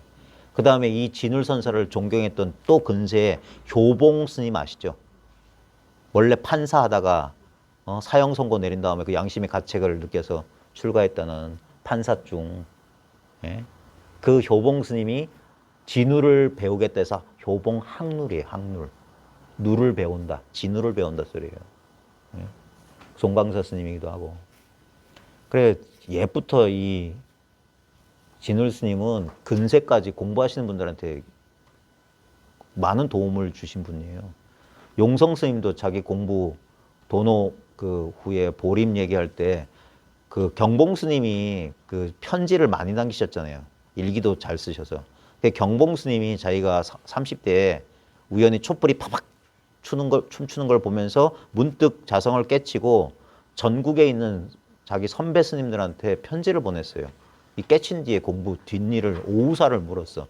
그때 용성 스님도 답변해주고 재산 스님도 답변해주고 특히 하남 스님이 답변해주는데 하남 스님하고는 서로 사형사제, 뭐 구화 스님하고 뭐 이 친척 관계라 그래가지고 뭐 이 자기들끼리 집안 뭐 관계가 있는 모양인데 아주 오랫동안 편지를 주고받았는데 주로 그 깨친 뒤의 경계는 얘기할 때 수신결에 나오는 얘기, 그다음 진심직설 이런 얘기를 하면서 그 깨친 뒤에 공부를 이렇게 해나가라고 해줬어요. 그러니까 이게 근세 스님들이 오후에 공부하는 의지처였단 말이에요. 근데 어찌된 일인지 근세에 들어와서 도노 점수가 무슨 삿된 소리냐 그러면 안 돼요. 그럼 공부 안 해본 사람들이 그런 소리 하는 거예요. 공부를 해보면 그 대스님도 그랬던 게 이적 도노예요. 이치는 곧바로 깨달아서 그 깨달음의 의지에 사라져요. 이치가 없다니까 깨치고 보면. 근데 현상의 일은 단박에 사라지는 게 아니라 차제로 사라지는 거다. 그래서 깨친 뒤에 공부다 이거예요. 봐요. 부처님의 사성제도 어떻게 됩니까? 고, 집, 멸. 이게 뭡니까? 열반이잖아요. 열반을 성취한 다음에 도라니까. 그 다음에 팔정도라니까. 웃기잖아요. 만약에 이게 수행과 깨달음을 하면 도멸이 돼야지. 고집 도멸 돼야지. 근데 왜 고집 멸도냐고. 이미 멸했는데 왜 팔정도를 왜 가냐고. 이게 도노 점수 얘기라면 원래 부처님의 뜻이란 말이에요. 그게. 부처님은 35살에 새벽불 보고 또는 연기를 순간 역관하고 깨친 다음에 난 완전히 깨닫다 더 이상 공부 안 해도 된다라고 하셨을까요? 아닙니다. 그분의 45년생이 바로 공부예요. 제가 공부 모임 하면서 제 눈이 더 밝아졌다고 했잖아요. 그래서 이게 대승보살도가 나오는 거예요. 법을 왜 법보시 육바람일에 보시바람일 이게 대승에만 있는 줄 알죠. 부처님께서 처음에 정각하고 처음에 뭐라고 했어요? 이거 이해 못할 거야. 나만 알고 죽어야지. 그랬다니까. 나만 괜히 입 아플 거야. 이거 설명해 주면. 그게 뭡니까? 그게 소승이에요. 부처님도 처음엔 소승이 될 뻔했다니까. 아이고 입 아프게 말해봤자 나만 필요할 거다. 말하지 말자. 근데 재석천이 인드라신이 와서 원청했다. 그게 뭡니까? 대승심을 일으킨 거예요. 이미 부처님 안에 대승의 씨앗이 있었다니까. 뭣도 모르는 사람이 지금 남방불교가 부처님 원음이라고 하는데 아닙니다. 그건 부처님 멸후에 400년쯤 지나서 부파불교의 잔치, 상자부 불교예요. 소승이에요, 소승. 예? 소승불교라고 그건. 그래서 소승이라고 폄하하는 거예요. 부처님도 그래서 뭡니까? 자기 발로 5비구를 찾아가서 법륜을 굴렸다고요. 예? 그게 뭡니까? 법보시 한 거예요, 법보시. 아낌없이 자기 6년 생고생해서 깨친 그 도리를 5일인가 6일밖에 걸리지 않았어요. 그 5비구는. 말 듣고 깨달았다고요. 자기 이건 내가 깨달은 법, 나와 법이 둘이어서 이거 내가 깨달은 깨달음이야. 이거 하려면 자 인터뷰 하려면 100만 원씩 내세요. 에라이씨. 마구니 새끼들이야. 그런 게 아니올시다. 아까 지혜와 자비가 같이 굴러가는 거예요. 측은한 마음이 드는 거예요. 측은한 마음이 들어. 그래서 하는 거예요. 그러지 않았으면 어떻게 불법이 퍼졌겠습니까? 예. 그래 진울, 학룰. 그래서 이 보조 스님의 법을 다시 되살려야 돼요. 한국 지금 술과 승단이 저 흔들리는 것도 잘못된 이단 사설이 정통인 것처럼. 그래서 그래. 이거 공부를 제대로 이게 그러니까 이건 그래서 이게 입씨름하는 게 아니에요. 자꾸 학자들만 해서 뭐 도노 돈수가 올려, 도노 점수가 올려 그 논쟁만 해봤자 뭐가 나아졌습니까? 예? 그래가지고 뭐 공부인들이 나왔어요? 논쟁해가지고 쓸데없는 집어치라고요. 해보자 이거예요. 해보자. 해서 공부를 통해서 증명해 보입시다. 윗바산을 30년 하든 가나선을 30년 하든 말도 안 되는 공부 일주일에 뭐 손가락 하나 듣는 걸 뭐 하든 진짜 그래서 경전적으로도 모든 불교 역사를 통해서 검증되는 건지 딴 걸 떠나서 자기 스스로 검증이 되는지 자기가 깨달음의 효험을 누리는지 해봅시다 이거예요. 그런 마음으로 공부를 해야지. 스님의 법명은 진울이고 경서의 동주 사람이다. 개경 서쪽 뭐 어쩌고 황해도 사람이래요. 일찍이 자호를 모구자라고 했다. 소 키우는 사람이랬대. 소 키우는 사람. 제가 시부도 좋아한다고 했잖아요. 시부도도 뭡니까? 도노점수예요. 그러니까 이분도 공부해 보니까 그러니까 봐요. 과감선사가 시부도를 쓴 것도 그 소 보는데 3도면 견우거든요. 4도가 득우예요. 초반에 다 소를 보고 소를 잡는다고. 법을 보고 견성하고 법을 득법한다 이 말이에요. 그럼에도 불구하고 6도가 남아있죠. 뒤에가. 남아있는 이유가 뭡니까? 그 얼핏 보고 얼핏 잡은 거 그게 공부의 끝이 아니라고. 거기서부터 진짜 8정도 공부의 길이 시작된다. 그러니까 길고 긴 공부의 길이 있다 하는 거예요. 그러니까 이분도 공부해 보니까 모구자라고 하는 거예요. 이분은 53세에 살았는데 16년을 공부해. 그 16년이 깨달음의 여정이었어요. 요즘은 평균 수명이 늘어났으니까. 지금 보조 스님보다 아마 여기 계신 보살님들은 아마 90 이상은 다 사실 거예요. 요즘 90은 어렵지 않게 다 넘기시더라고요. 예? 보세요. 지금 60이더라도 30년은 공부할 시간은 있어요. 예? 그러니까 소를 키우면서 이 공부를 꾸준히 다져나가야 됩니다. 헐떡거리는 마음으로 이리 돌고 저리 돌고 하면서 시간 낭비하지 마세요. 돈은 어느 곳에 있지 않아요. 항상 내 눈앞에 내 당처에 있다고요. 얻을 수 없는 것만 도예요. 얻을 수 있다면 도가 아니야. 얻을 수 없는 줄 아는 걸 도를 얻었다고 하는 거예요. 얻을 수 없는 줄 알면, 다만 알지 못하는 줄 알면 그게 성품 본거다. 자꾸 우리의 그 망념이 잘못된 생각이 우리를 속인다니까. 우리는 뭘 느껴야 되고 뭘 얻어야 되는 줄 알아. 그건 나라는 잘못된 걸 주체로 여기기 때문에 내가 불안하니까 나를 안정시켜줄, 지진 나면 뭐 나무 구루터기로 잡고 싶은 그 심정 때문에 그런 거예요. 그래 수신결 맨 마지막에 뭐냐면 이 가죽 부대를 이 3개 화택에 벗어나려면 이 가죽 부대를 놓아버리라고 마지막 결론이란 말이에요. 이걸 자기라고 여기지 말라 이 소리예요. 그러면 이미 대도는 통해 있더라 이거예요. 예. 모구자로 했으면 속성은 정씨다. 아버지인 광우는 국학 학정이었고 어머니 조씨는 계홍군의 부인이었다. 집안 좋다는 얘기예요. 예. 왜냐하면 이거 근기도 어쩔 수 없어요. 왜냐하면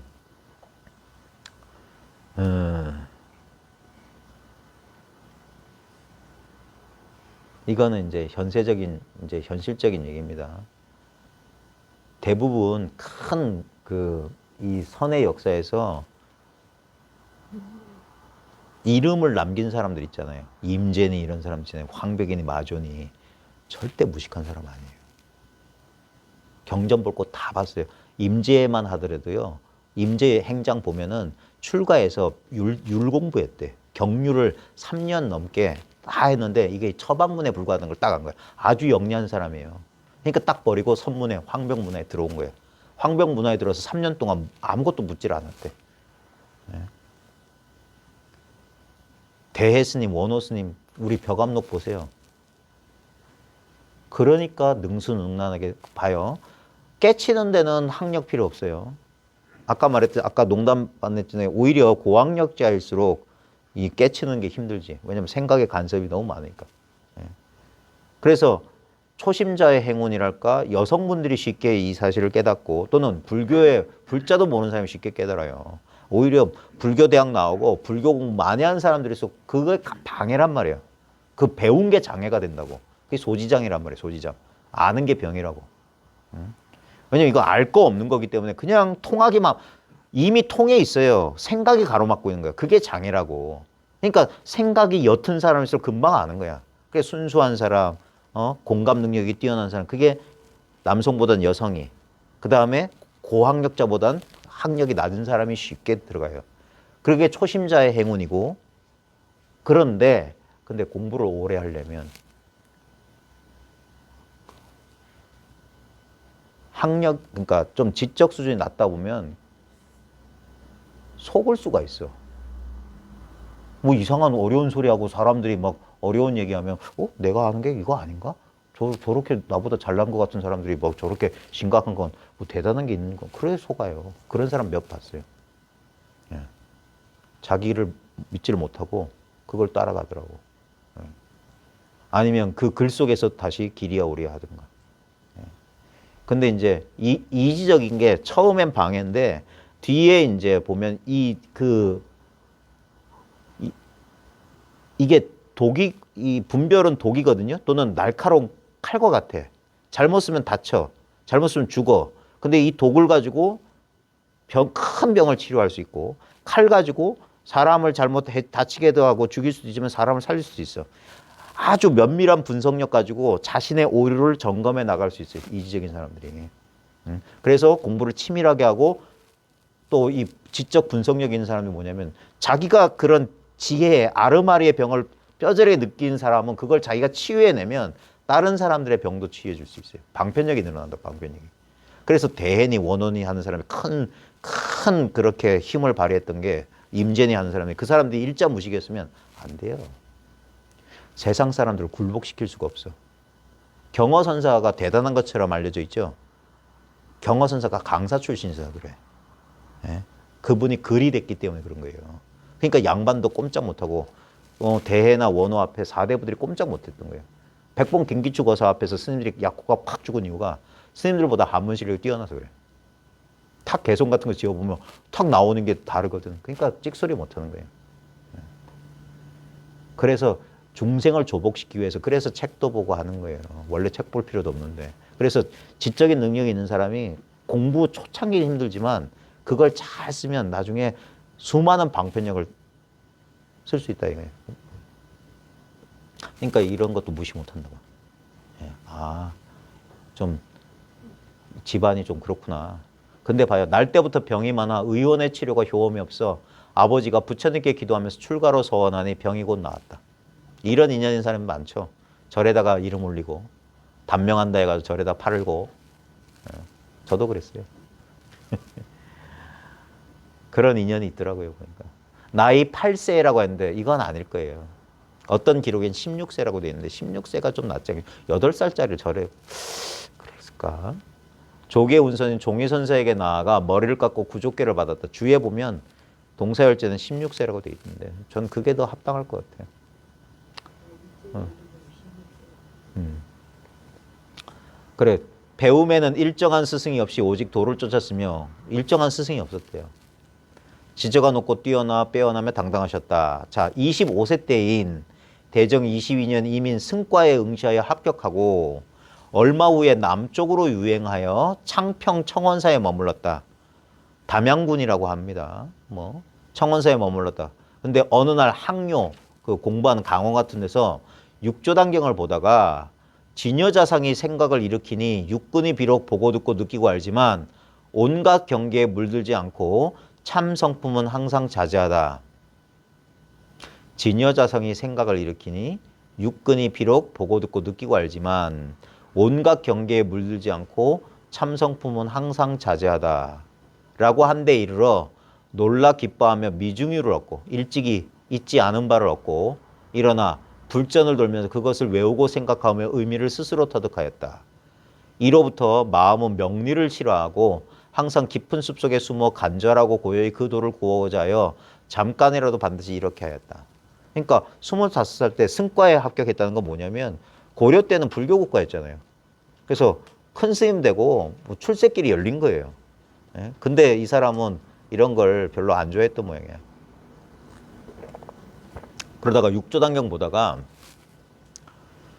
이 구절에서 어떤 구절에서 뭔가 문득 뭔가 소식이 온 거예요. 현사 사비스님도 능원경 보다가 유마경 보다가 저 영가형각은 유마경 보다가 그랬다고 하고 경전 보다가 이렇게 소식 온 사람들이 가끔 있어요. 근데 이제 첫 번째는 아무래도 얼핏 이렇게 그래 한번 얼핏 본 거지.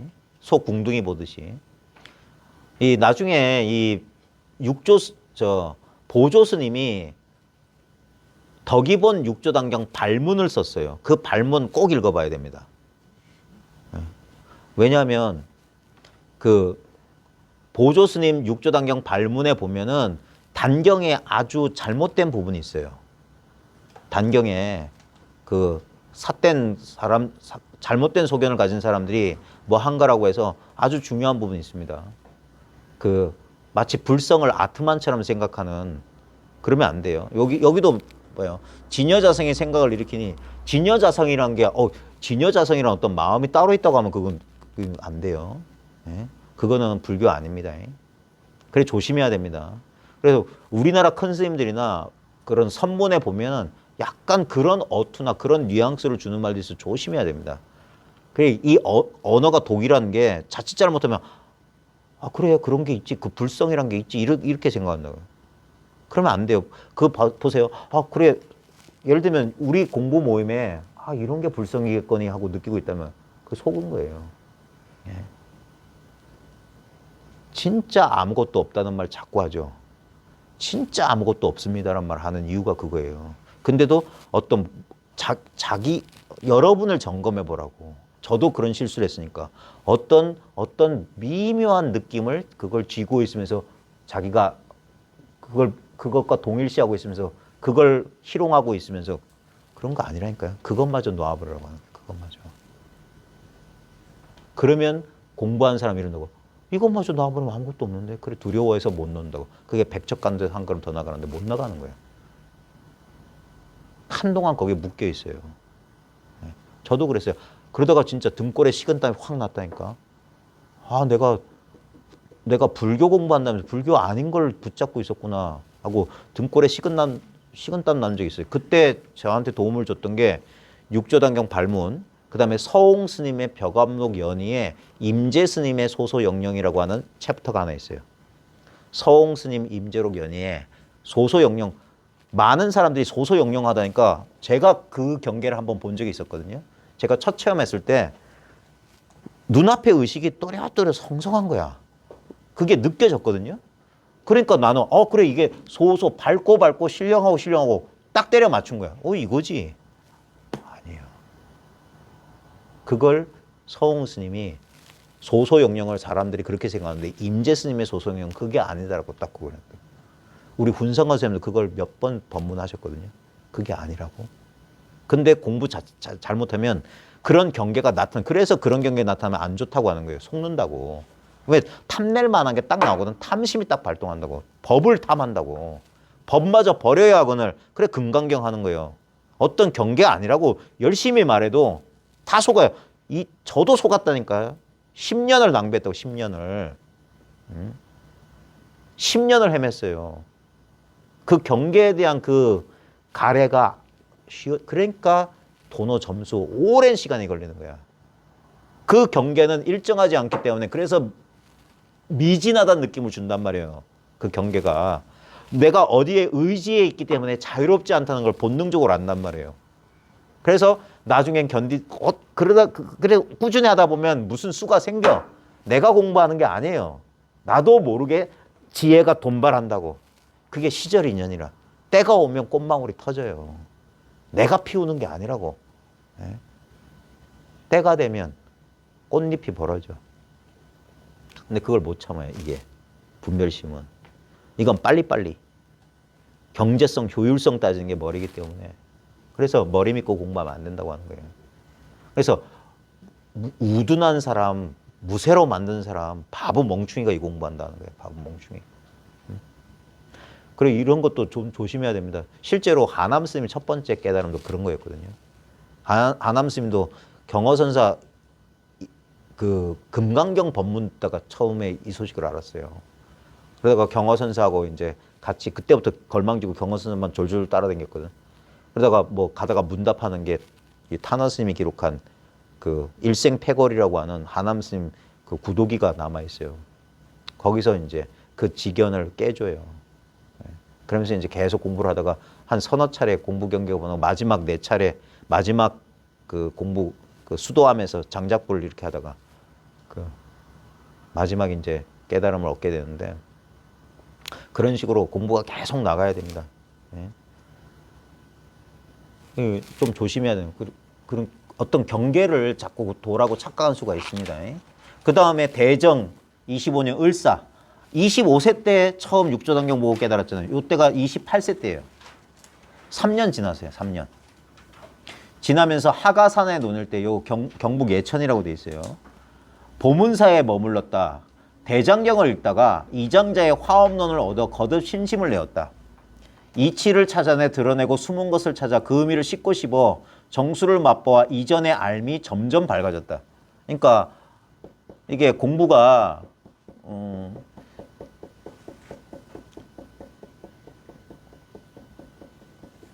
저도 제가 10년 방황했다고 했잖아요. 그때 제가 이런 말 했습니다. 저도 김태현 선생님이 맨날 그랬거든요. 본인이 공부해보니까 시간이 지날수록 더 점점점 밝아지더라 하는데 저는 안 밝아졌어요. 이상하다. 아니, 조금씩 날마다 공부가 밝아진다는데 왜 나는 안 밝아지지? 제가 10년 지나서야 알았어요. 경계를 붙잡고 있으면 그 공부 안 돼요. 제가 그래서 그런 말 예전에 여러 번 했어요. 그때 제 10년 동안 제 심정이 어땠냐. 목 밑으로 동아줄을 칭칭칭 그 쇠봉에다가 이렇게 전선 막 빈틈없이 감는 거 있죠. 그렇게 감아서 발목까지 딱 감아놓고 바닥에 던져놓은 심정이었다. 아무리 앞으로 나가려고 해도 꼼짝달싹을 하지 못하고 맨날 제자리 걸음하고 있는 그런 심정이었어요. 그러니까 애는 타고 공부는 안 되고 그랬어요. 그렇게 내가 그렇게 자랑스럽게 여기던 공부 경계는 사라졌고 그러니까 완전히 뭘 잃어버린 사람 같고 그러니까 진짜 혼돈해. 그래서 그때 비슷하게 그런 체험을 했던 그 수많은 도반들이 다 떠났어요. 저는 그래도 오래 버틴 놈이야. 8년인가 버티다 도망갔으니까. 미치고 환장하겠는 거예요. 공부가 안 되니까. 그러다가 나중에 하고 그 경계를 나와버리니까 그때부터 진짜 해마다 달라져요. 해마다 달라져요. 제가 지금 공부 모임 열 때하고 지금하고 비교하자면 한 10년쯤 지났잖아요. 뭘로 비교해야 될지 모르겠어. 그때는 주머니에 10,000원짜리 한 장 있다가 지금은 뭐 이건희 회장쯤 된 것 같아. 공부가. 그 정도면 비유가 될까 모르겠습니다.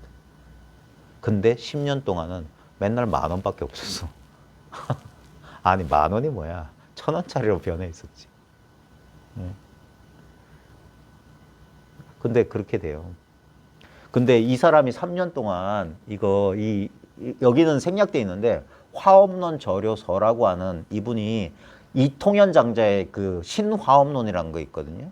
그 신화엄론을 엄청 좋아했어요. 선사들이 이걸 전통적으로 좋아하게 된 이유가 이 보조 스님 때문인데 이통현 장자의 화엄 이게 뭐냐 논이잖아요. 화엄경에 대해서 논문 쓴 거예요. 보통은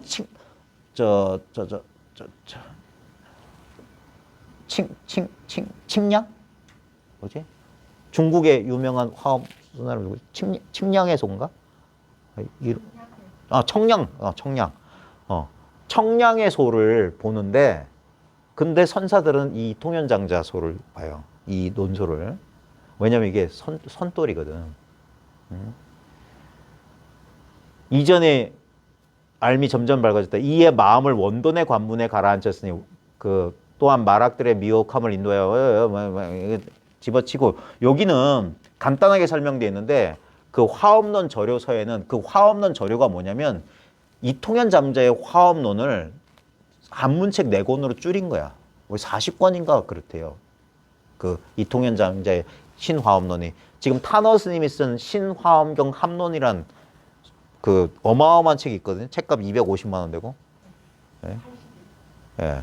그게 권수가 양장본으로는 26권이고 뭐 한적본으로 뭐 몇 권이고 그랬어요. 우리 훈상거사님도 그거 완지를 사가지고 공기 안 통하게 완전 밀봉해가지고 딱 보관했어요. 그 왜 저렇게 비닐로 싸놨습니까? 그러니까 나중에 공부하는 사람 나타나면 저 주려고 그랬대요.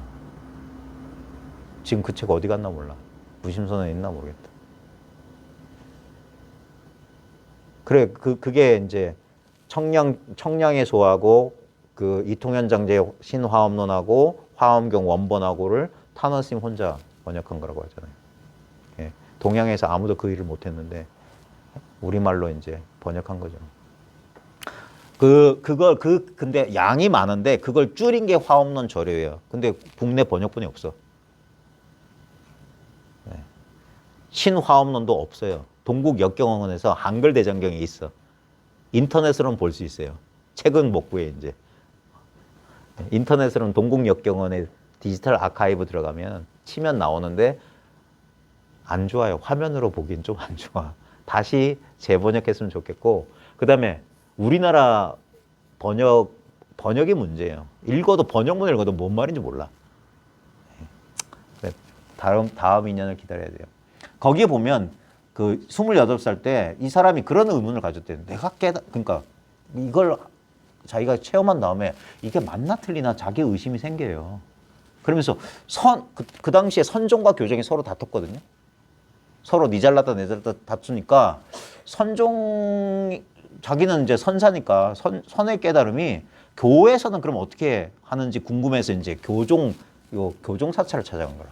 그래서 물어보니까 엉뚱한 소리 하길래 저건 아닌 것 같은데 하면서 혼자 이제 찾기 시작하면서 화엄경을 열람하다가 화엄경의 열애 출연품 있잖아요. 거기서 이런 구절을 봤대. 거기에 한 티끌이 대천세계를 한 먼지 속에 대천세계가 들어있다 이런 속에 화엄경이 나오잖아요. 그 밑줄에 뭐라고 나왔냐면 그래 한 티끌이 대천세계를 머금는데 열애의 지혜도 그와 같아서 열애의 깨달음도 그와 같아서 중생들 마음에 갖추어져 있다 이거야. 티끌 속에 삼천대천세계가 있듯이 중생의 마음에 열애의 지혜가 이미 들어있어. 어리석은 범부들은 그런 줄을 깨닫지 못하고 있다. 이 구절을 봤대. 그러면서 그때 이제 감격스러웠대요. 아, 내가 깨달은, 그래. 내가 특별한 거 깨달은 게 아니야. 내 진여자생이란 본래 있는 거야. 이건 중생들한테 갖춰져 있는 거야. 자기 경험하고 일치되잖아. 화엄경을 전통적으로 대경이라고 하거든. 큰 경이라고 해요. 제일 크니까. 예? 거기서도 교종의 제일 극치는 법화경 하면 화엄경이에요. 그게 일승 원교라고 해가지고 법화경을 원교로 제일 위대한 가르침 돈교로 하는 법화종이 있고, 그다음 화엄종에서는 우리나라는 전통적으로 화엄종이잖아요. 의상인이 이런 사람 다 화엄 공부한 거잖아요. 화엄 10차례로 다 들어봤잖아요. 그러니까 거기서도 뭐냐, 열애의 지혜도 중생의 마음에 갖춰져 있는데 어리석은 범부들은 그런 줄 깨닫지 못한다. 이미 있는 거다 이거. 이 말이 왜 중요하냐면 모든 수행법이 틀렸다는 걸 보여주는 거예요. 보면 이미 갖춰져 있는데 없는 걸 만들어내려는 인이 조작하는 수행은 그래서 그건 법이 아니라고 하는 거예요. 그걸 외도라고 하는 거예요. 뭐가 되려고 한다거나 어떤 경계를 얻으려고 한다면 그건 나한테 없는 걸 얻으려고 하잖아요. 그러면 그건 틀렸어요. 이미 있는 거여야 돼. 이게 진리와 진리하는 것을 가리는 시금석 정안이에요. 이미 붙여야 된다고. 중생은 죽었다 깨어나도 부처가 못 된다고. 중생이 본래 자기 자신을 자기의 본래 모습을 깨치는 거지 부처라는 다른 상태가 되는 게 아니란 말이에요. 자, 그리고 이통현 장자의 경보고 논설을 봤다 이거예요. 거기서 여러분 화엄경이 52점차로 깨닫는 보살의 지위점차로 돼 있잖아요. 그래서 십신부터 시작해서 십신, 십주, 십회양, 또 뭐예요? 십행, 십지? 네. 십지가 마지막. 네. 십지가 마지막이고, 뭐 십신이 처음이고, 자우전 십지 그 다음에 등각 묘각에서 50이잖아요. 52개의 점차. 이게 단계적인 깨달음이잖아. 네? 근데 아까도 말했듯이 입법계품의 선제가 처음에 딱 문수에 시작해서 딱 하는 순간 다시 한 바퀴 돌아서 문수 앞으로 딱 돌아온다. 이게 선제동자의 구법여행의 시작과 끝이 문수에서 시작해서 문수로 끝나는 거거든요. 근데 이통현장자의 십신초이, 그러니까 처음 발심한 십신이 처음 발심한 발심보살이잖아. 초주보살. 예? 처음 발심한 십신초이에 그 화엄경에 보면 제가 화엄경 읽다가 짜증나서 집어던진 게 뭔 보살들이 이리 많이 나와. 무슨 보살, 무슨 사가라 용왕, 무슨 용왕, 그 다음에 뭐도 나오고, 이름 외우다가 했는데, 거기에 보면 각수보살이 나와요. 각수보살이, 보살 이름 재밌습니다. 깨달을 가게 머리 숫자예요. 깨달음의 우두머리 보살이 십신초이에 등장하는데, 그 이통현 장자가 각수보살은 세 가지가 있다. 각수보살의 뜻은 세 가지다 하면서 첫 번째, 자기 몸과 마음이 본래 법계임을 깨닫는 것. 이게 각수보살이다. 자기 몸과 마음이 본래 법계 그 자체다. 내 몸과 마음이 내가 법계라고. 그래서 깨끗하고 더러움이 없다는 걸 깨닫는 게 각수보살이다. 그 다음에 그게 깨달음의 으뜸인 보살이다 이거예요. 그 다음에 두 번째로 제 몸과 마음에 분별하는 성품이 본래 능소, 주관과 객관이 없어 바로 흔들림이 없는 부처임을 깨닫는 게 그게 각수보살. 본래 자기가 부동지불이다 이거예요. 예? 저 보살 팔찌가 부동지잖아요. 흔들림이 없는 경지. 예? 그 다음에 세 번째, 제 몸과 마음이 삿됨과 발음을 잘 가리는 묘한 지혜를 깨닫는 게 각수보살이다 하면서 문수사리의 신시 아이고 내가 써놓고도 글자를 날려서 모르겠다. 문수사리의 신심의 첫 깨달음이다. 그래놓고 그 다음에 뭔 말이 나오냐면 여기서 이 사람이 했던 거예요. 범부의 지위에서 십신에 들어가기 어려운 것은 범부가 초지 십신 초위에 들어가기 어려운 것은 그들이 모두 자기가 범부임을 인정하고 자기를 범부라고 생각하고 난 범부지 하고 자기 마음이 바로 부동지의 부처임을 인정하지 않기 때문이다. 우리 모두가 각수보살, 그 각수보살 내세운 이유가 우리 모두가 다 각수보살은 우리 모두가 본래 제 몸과 마음이 법계고 제 몸과 마음이 본래 능소가 없는 부동지불이고 제 본래 마음이 묘한 지혜를 가지고 문수사리랑 똑같은데도 우리가 자기를 인정하지 않는다고. 이 말에 감동받은 거예요, 이 사람이. 그래가지고 거기서 뭐라고 하냐면 책을 머리에 이고 방을 돌면서 울었대요. 보통 사람들도 미쳤나 할 거예요. 근데 그런 경계를 맛본 사람 알아요. 진짜 자기를 살려주는 말이 그런 게 있다고요. 그런 구절들이 탁 나온다고. 그러니까 그런 사람들이 있어요. 그래서 하남 스님이나 보조 스님이나 그런 경향이 있어. 그러니까 그거예요. 이게 바로 조사선의 극치라고. 본인들이 본인을 안 믿어. 왜냐하면 자기 생각에 가려서 그래. 이러기 때문에 난 아니야. 난 아직 아니라고 여러분이 부정하고 있는 거예요. 여러분의 실제 경험은 그냥 이렇게 모든 사람은 똑같이 현실을 살아요. 그냥 이렇다고요. 근데 우리는 뭐냐면 그 모든 불교의 어려운 말이 다 그거예요. 왜 금강계에서 약견, 재상, 비상이란 말이 자꾸 나오잖아요.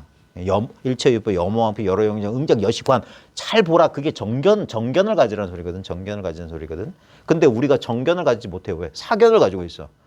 왜냐면 이래야 돼, 저래야 돼, 이걸 가져야 돼, 저걸 얻어야 돼, 이래야지 저래야 되고 요래야지 저래야 돼. 자기가 분별하고 있는 거야. 자기가 그런 조건을 가지고 있기 때문에 지금 이게 이대로가 그렇게 안 보이는 거예요. 그게 뭡니까? 범부의 지위에서 십신에 들어가기 어려운 것은 그들이 모두 자기가 범부임을 인정하고. 왜 범부임을 인정하냐면 뭔가를 얻지 못했으니까 난 범부라고 생각한 거야. 저 사람들이 하는 경험을 난 못했을 거라고 자기가 분별하잖아요. 그런 경험한 사람들은 당신도 똑같습니다. 부처님이 뭐라고 했어요? 열애가 깨닫고 보니까 중생들이 열애의 지혜 덕성을 다 똑같이 가지고 있거늘. 그래도 안 믿어요. 저만 이런 소리 했습니까? 역대 큰 스님이 다 똑같았어요.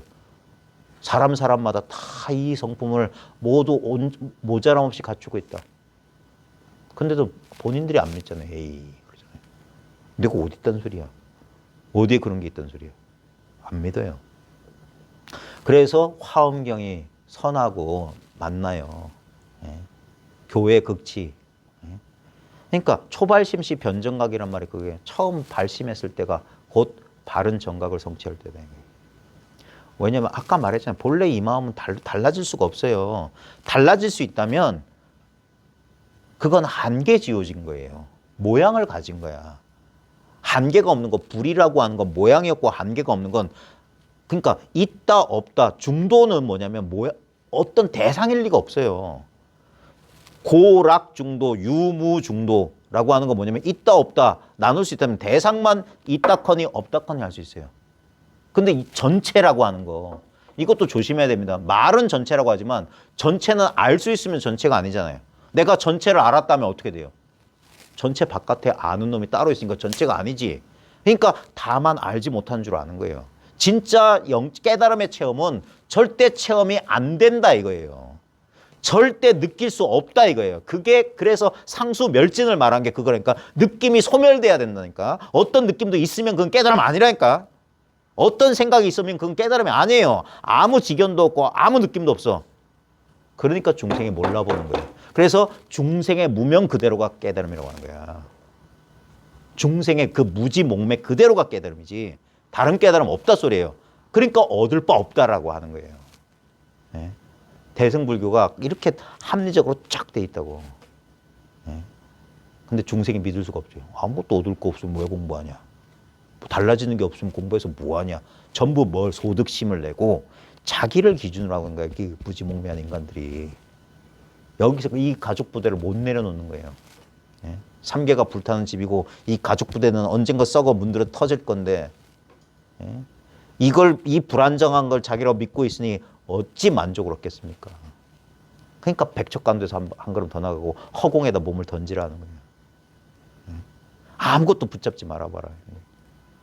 그게 자유라고. 예? 이렇게 돼야 된다 저렇게 돼야 된다 그런 거 없단 말이에요.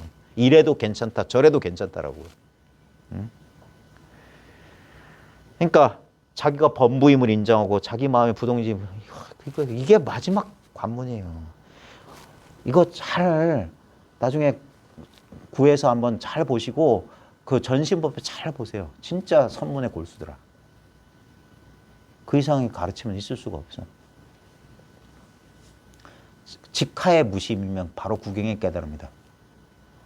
바로 곧장 무심해지면 그게 완전한 깨달음이에요. 갈고 닦고가 없다니까. 근데 거기까지 가기가 시간이 오래 걸려.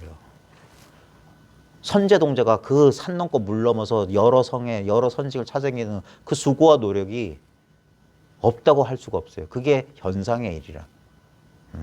이치의 길은 길이 없어요. 이치는 분명하지만 우리의 이 현실적으로 우리가 이렇게 하는 이거, 그래서 공부한다고 애를 쓰는 거예요. 애를 쓰다 보면 어느 순간 시절이 딱 맞는 순간 뭡니까? 제자리로 딱 돌아온다고. 미륵이 손가락 딱 튕기니까 선제가 바로 출발했던 문수 앞에 와 있더라. 본래 자리로 간다고. 그러니까 그런 스토리, 경전에서 그런 이야기를 통해서 전달하려는 게 그걸 이제 돌이켜보는 거예요. 그리고 자기가 그 경험을 해보면 경전의 말과 자기 경험이 딱 일치한다고. 그러니까 보조 진울도 거기에 감동받은 거예요. 저도 그랬어요. 내가 간 길이 틀린 길이 아니었어요. 그 길을 갈 때는 의심도 많고 불안했어요. 누가 붙잡고 이렇게 얘기해 준 사람은 아무도 없었어요. 물론 저도 누군가 얘기를 이렇게 공부를 했지만 처음에 믿기도 어렵고, 왜냐면 그러니까 익숙했던 자기 망념, 자기 분별을 믿지. 어쩌다 한 번, 두 번 들은 아무리 그 사람이 몰라. 저는 선지식 인연이 참 보잘것없는 사람들만 선지식이었어요. 거사, 처사, 이름 없는 저 큰 고대광실 같은 데 방장이니 조실이니 그런 사람들을 만나지도 못했어요. 그러니까 더 믿음이 없어서 그랬는지 모르지. 보니까 사는 거 보니까 나보다 못 살고. 뭐 행색을 보니까 그래서 아마 시간이 더 오래 걸렸을지 몰라. 그러니까 좀 장엄도 필요해. 장엄이 좀, 법당도 좀 훌륭하고 믿음을 좀 줬으면 좋겠는데 죄송합니다.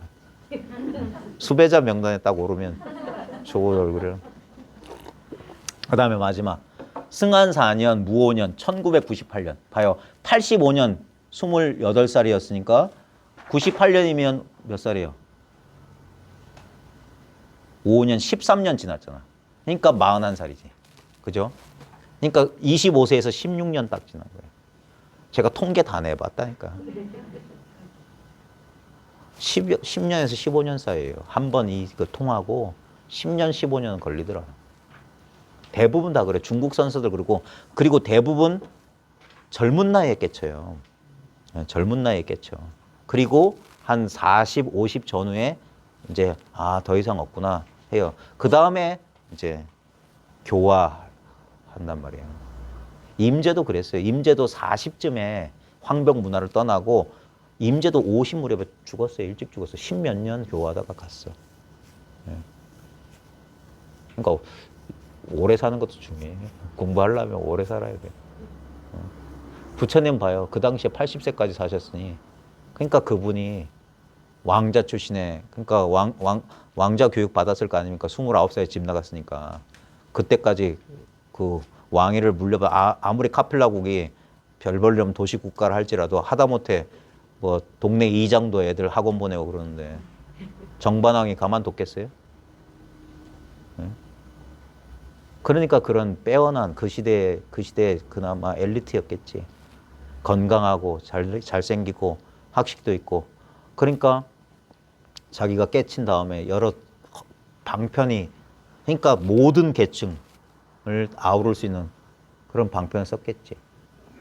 그리고 오래 살았으니까 자기 공부도 더 분명해졌을 거고. 조주 스님도 120살까지 살았잖아요. 그러니까 조주 고불이라고 한다고. 그러니까 41살쯤 됐을 때 봄에 선성 몇 사람과 함께 바루 하나만 가지고 승지 뛰어난 땅을 찾아 지리산에 올라 상무조암에 숨어 지냈다. 지금 현기 스님 사시는데 그 승지를 찾아간 게 아니라 이분이 지금 원래 이분이 개경 황해도 이 사람이 이쪽 지역 사람이잖아요. 근데 자꾸 남쪽으로 자꾸 내려오죠. 담양에 있다가 예천에 있다가 지금 다시 상무조암. 이게 그래 나중에 송광사 순천에 자리 잡게 되잖아요. 뭐냐면 저 권력의 핵심에서 멀리 떨어지는 거라. 권승이 되지 않았다고 권승이. 예? 그러니까 정예결사하면서 공부만 한 사람이에요. 공부만. 상무조암에 숨어 지냈다. 경치가 그윽하고 고요 천하의 으뜸이며 참으로 선을 닦을 만한 좋은 곳이었다. 스님은 여기에서 바깥 인연을 물리치고 오로지 안으로 관하는 것에만 전념하였다. 갈고 닦아 예리한 지혜를 내며 궁극의 근원을 찾았다. 그때 법을 얻은 몇 가지 상서로운 일은 말이 번거롭지 않는다. 스님께서 일찍이 말씀하셨다. 내가 보문사에서 지낸 이후로 그 화엄론 읽고 눈물을 흘리고 감동받은 이후로 10여 년이 지났다. 비록 뜻을 얻어 부지런히 닦아 헛되이 시간을 보낸 적은 없으나 아직도 정견이 없어지지 않아. 그랬어요. 정견이란 말은 정식 이 감정과 견해란 말이거든요. 뭔가 이 분별이 아직도 없어지지 않더라 이거예요. 예? 그러니까 이게 우리 정견이라고 하는 게 나라는 느낌이야. 나라는 느낌. 내가 분명히 따로 있는 것 같아. 내가 분명히 있는 것 같아. 그리고 그 정견이 그 분별이 그게 근본 이 근본 무명 근본 이게 뿌리 깊은 거예요. 심리학으로 따지면은 우리의 핵심 감정 같은 거라 정견이라고 하는 게. 그 에고의 자아의 가장 핵심 되는 거. 이런 것들이 있다고요. 그래서 톡 건드리기만 해도 이렇게 반응하는 거. 공부 앵간히 한다고 해도 그게 사라지는 게 아닙니다. 네. 그리고 사라질 수도 없어요. 자아는 사라지는 게 아니에요. 자아가 없으면 공부 못해요. 자아가 없으면 세계가 없어. 네. 그건 불가능한 얘기예요. 자아를 죽이겠다, 자아를 없애겠다, 택도 없는 소리예요. 네. 그게 아니라 자아의 실체를 꿰뚫어 보는 거예요. 네. 그래서 소를 길들인다? 또는 나중에 소가 사라지잖아요. 그러면서 우리의 이 현실 생활, 분별 생활 하기 위해서는 자아가 없으면 안 돼요. 자아가 나와 세계가 구별돼야지 뭘 하든지 말든지 하잖아요. 이건 사라지는 게 아니에요. 근데 이런 걸 기능적 자아라고 할 수 있다면 우리가 집착하고 있는 것들, 자아상, 이래야 돼. 그런 건 사라져요. 무골호인처럼 되지. 이래도 흥, 저래도 흥이 돼요. 예. 점점. 그래서 마치 어떤 물건이 가슴에 걸려있는 것이 원수의 처소에 있는 것과 같았다. 봐요. 한 10여 년이 지났는데도 여전히 그랬다 이게. 그래도 뭔가가 있어. 그러니까 공부를 놓지를 못하는 거야. 열심히 했는데도. 자, 지리산에 머물 때 대보각선사 어록을 얻었는데 이게 대보각선사 어록이 1100년 무렵에 출간됐거든요. 근데 이분이 1200년 초반에 돌아가셨어요. 1198년이잖아요. 그러니까 출간된 지 몇 년 안 됐는데 벌써 구했어. 깜짝 놀랐어요. 그 당시에 아마존에 있었나? 해외, 이게 원서인데 어떻게 구했을까? 아마 최초로 읽은 사람일 거예요. 대보각선사 어록을 얻었는데, 자, 선은 이게 서장에 나오는 말입니다. 그래서 우리나라 강원 고가에 서장이 들어가는 이유예요. 화 없는 절여도 있어요. 근데 성철 스님이 해인사 딱 한 다음에 보조책은 다 없애버렸지. 저건 도노 점수설이다 해서. 근데 그래서 그런지 몰라도 그 이후로 선방에서 견성했던 사람이 안 나왔어요.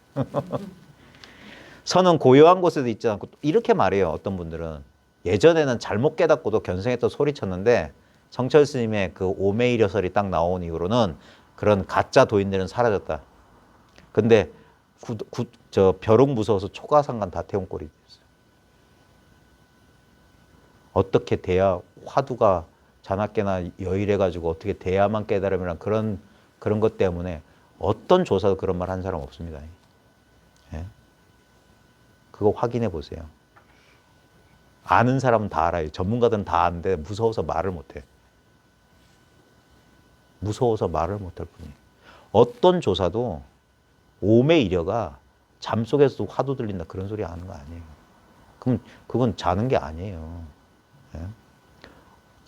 그러니까 경계를 가지고 오매를 착각한 거. 아까 임재 스님의 소소영령 하다. 그래서 선효에도 나와요. 깨어있을 때는 소소영령의 그 의식적인 경계 저도 경험했으니까. 예? 근데 잠만 들면 없는데 그거 거짓말 못해. 그러니까 선사들이 묻는 거예요. 꿈도 없는 깊은 잠에 꽉 들었을 때 그 소소영령은 너의 주인공 어디 갔느냐. 이거 해결 못했으면 너 깨달은 거짓말이다. 근데 우리는 소소 밟고 실령실령 하다니 그걸 경계인 줄 알아.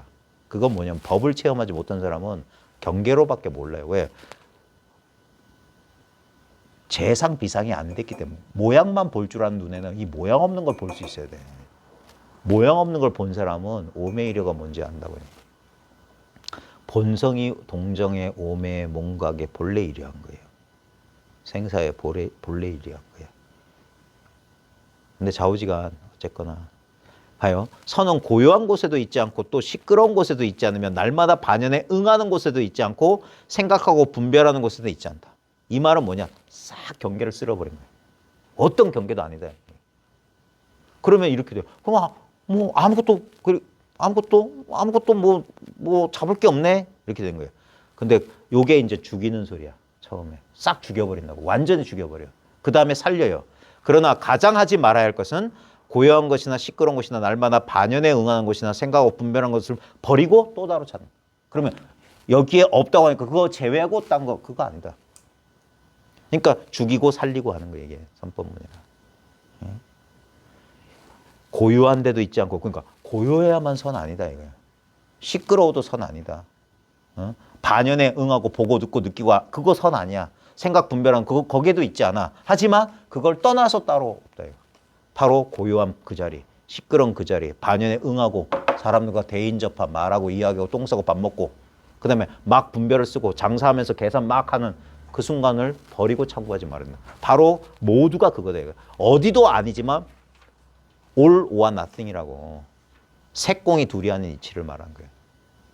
색에도 집착하면 안 되고 공에도 집착하면 안 돼. 그게 중도란 말이에요. 없다 해도 집착하면 안 되고 그 있다 해도 집착하면 안 돼. 그러니까 어디에도 고요한 것도 아니고 시끄러운 것도 아니고 뭣도 아니고 그리고 싹 부정해 놓은 다음에 또 그걸 버리고서 구하도 안 된다. 어떻게 하라는 소리야? 어떻게 다 하지 말라는 소리야? 있는 이대로니까. 예? 그러니까 그러나 가장 하지 말아야 할 것은 고요한 곳이나 시끄러운 곳이나 날마다 반연에 응한 곳이나 생각하고 분별한 곳을 버리고 참고하는 것이니 호련히 눈이 열리면 비로소 모두가 옥리사 집안 일임을 알 것이다. 내 속의 일임을 알 것이다. 이거예요. 경어도 이걸 깨달았어요. 홀문이너 무비공. 문득 어떤 사람이 콧구멍 없다는 소리를 듣고 삼천대천시호가, 삼천대천세계가, 이 현실 세계가 바로 나임을 깨달았네. 이게 경어의 깨달음이에요. 전부가 나다. 모든 것이 집안일이다 이거예요. 모든 게. 아까 제가 춘식 스님 그 꿈 이야기 듣다가 꿈속에 꿈 아닌 게 있더냐. 이거 아무것도 아닌 말 같은데 제가 말주변에서 전달을 못해요. 그러니까 여러분도 몸소 그 경계를 겪어보면 아실 거야. 마치 그거예요. 우리 꿈속에서 꿈속의 주인공은 꿈이 아닌 줄 알아요. 그러니까 놀라고 기뻐하고 그러는 거야. 꿈인 줄 알면 놀라겠어요? 네? 근데 꿈인 줄 모르니까 놀라고 기뻐하는 거예요. 그렇기 때문에 저게 진짜로 있는 줄 알아. 마찬가지로 제가 그 10년 전에 겪었던 깨달음이 저게 이게 법이구나 라고 실체시했던 이유는 뭐냐. 이걸 나라고 믿었기 때문에. 이것도 또한 경험의 대상이고 저것도 그래서 나도 비었고 법도 비었다. 이 대승이 대단한 거예요. 예? 공하다는 그것마저도 공했다 하는 거예요. 어떤 실마리도 안 줘요. 그럴 때 그게 뭡니까? 우리는 전체를 깨달아야지 법을 얻어야지 그런 게 아니라니까. 본래 하나이기 때문에 깨닫고 자시고 없어요. 그래서 깨닫고 나면 깨달음 없다. 깨닫고 나면 깨닫기 전과 동일해진다. 원래 그 자리로 돌아간다. 영도가 365다. 중생이 그대로 부처다. 있는 이대로다. 이 소리가 그 소리예요. 얻을 것 없다. 알 것 없다. 말로만 이걸 이해하면 이해가 안 되는 거야. 뭔 소린가 하는 거야. 이거 말이 아니란 말이야. 비록 말을 쓰지만 지금 이 경험을 이 말 가지고 이걸 전해주는 거야. 이 경험을 하는 사람은 어떤 말을 개떡같이 말해도 찰떡같이 알아듣는다고. 근데 경험이 없으면 개떡같이 말하면 개떡인 줄 알고 찰떡이라고 말하면 찰떡인 줄 안다고. 당초가 똑같은 줄 몰라요. 왜? 이 경험이 불확실하기 때문에 그래요. 그게 아직 초점이 안 맞았다는 거예요. 초점이 안 맞았어. 네. 저런 거 댓글 잘 안 보는데 길게 쓰니까 보이네. 그러니까 모두가 집안님을 알 것이다 라고 하였다. 나는 여기에서 뜻이 딱 들어맞아. 자연이 물건이 가슴에 걸리지 않고 원수도 같은 자리에 있지 않아 당장에 편안하고 즐거웠다. 하고 크게 쉬는 자리를 얻은 거예요. 이게 뭡니까? 아, 이것뿐이구나. 그제서야 이제 자기를 아까 범부가 자기를 인정하지 못하다가 자기를 인정하게 되는 거예요. 그래도 뭔가 해결되지 않은 게 자기 미혹이 조금 남아있었는데 이제 더 이상 없다 이거예요. 그러니까 눈이 밝아진다는 거예요. 눈이. 예. 그래 지혜의 눈이 열린다는 거예요. 그러면서 이제 송강사에 가요. 막 어쩌고 저쩌고. 그래서 359쪽에 위에서 다섯째 줄 사람들에게 외워 지니게 권하기는 금강경으로 하였고 법을 세우고 교의를 연설할 때는 뜻을 반드시 육조단경으로 하였으며 펼치는 데에는 이통현의 화엄론과 대어록으로 서로 날개를 삼았다. 봐요. 이게 지금 오늘날 조계종의 소위경전 다잖아요. 금강경, 소위경전, 육조단경, 대어록, 그 다음 화엄. 그러니까 보조야말로 조계종조지.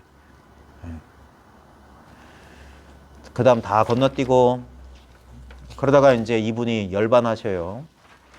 362쪽 대안 2년 1210년 그러니까 53세쯤 됐을 때 봄 2월에 어머니를 천도하기 위해 법연을 베푼 지 수십일이 되었다. 이거 어때요? 어머니 천도? 어떠세요? 아니 도를 깨달은 사람도 이렇게 인연에 끄달리나? 그러실지 모르겠지만 어떤 사람은 어머니가 와도 돌멩이를 던졌다고 하던데. 어머니를 천도하게 법연을 베푼. 그래서 보조 스님을 저는 본 적도 없고 만난 적 없어요. 여러분하고 똑같이. 근데 글로만 만났는데 이분은 분명히 되게 다정다감한 사람일 것 같아. 막 마초 기질로 막 아느냐 일러라 이런 사람은 아닌 것 같아. 이렇게도 얘기해주고 저렇게도 얘기해주고 그랬을 것 같아요. 글 써놓은 거 보면. 욕 분명히 전통 선하는 사람들은 욕할 게 뻔한 줄 알면서도 자기 허물인 줄 알면서 허물을 기꺼이 진짜 진흙구덩이에 빠진 사람 도와주려면 지도 옷 빼려야지. 진흙 속에 들어가야지. 자기는 고고 앉지 않았어요. 자, 거기 다 방아착하기만 하면 돼. 다 나오기만 하면 돼. 그렇게 한 게 아니라 들어가서 같이 뒤엉켜서 굴렀던 것 같아요. 그러니까 어머니 천도 뭐 그런 것 같아요. 이때 결사대 중에 이르기를 내가 세상에 머물면서 법을 말하기도 오래지 않을 것이니 마땅히 각자 노력하라고 하였다. 얼마 후 3월 20일에 병을 보이고 8일 만에 임종하니 미리 알고 있었던 것이다.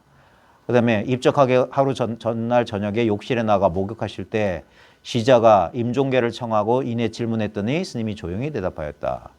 밤이 깊자 방장실로 들어가 묻고 답함이 처음과 같았다. 새벽이 되자 스님이 묻기를 오늘이 며칠인가 하였고 시자가 3월 27일입니다 라고 하였다. 스님이 법복을 갖추고 세수와 양치질한 다음에 말하기를 이 눈은 시조, 비조의 눈도 아니요. 이 코도 시조의 코가 아니며 이 입은 어머니가 낳은 입이 아니요. 이 혀도 어머니가 낳은 혀가 아니다. 이 물건은 누가 낳은 물건이 아니다 이 말이에요. 근데 사람들이 저 몸뚱아리 네 어머니가 나왔지. 네 할아버지 없었으면 어떻게 나와? 그게 아니라고. 이게 내 본래 모습은 누가 낳은 게 아니에요. 니사를 갖다 말하지는 이런 말도 했어요. 부모가 나를 낳은 게 아니라 내가 부모를 낳았다. 모든 게 나로부터 시작한다. 이게.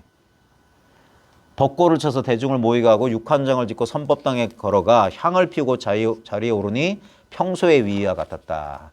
석장을 치고 전날 저녁에 방장실에서 문답한 이야기에 인연을 들어 말하기를 선법의 영험은 불가사의하다. 오늘 이 자리에서 대중에게 설파하고자 한다. 그대들은 어둡지 않은 일착자를 물어라. 이 늙은이도 어둡지 않은 일착자로 대답하리라. 일착자가 뭐냐면 바둑할 때 착 하고 놓잖아요.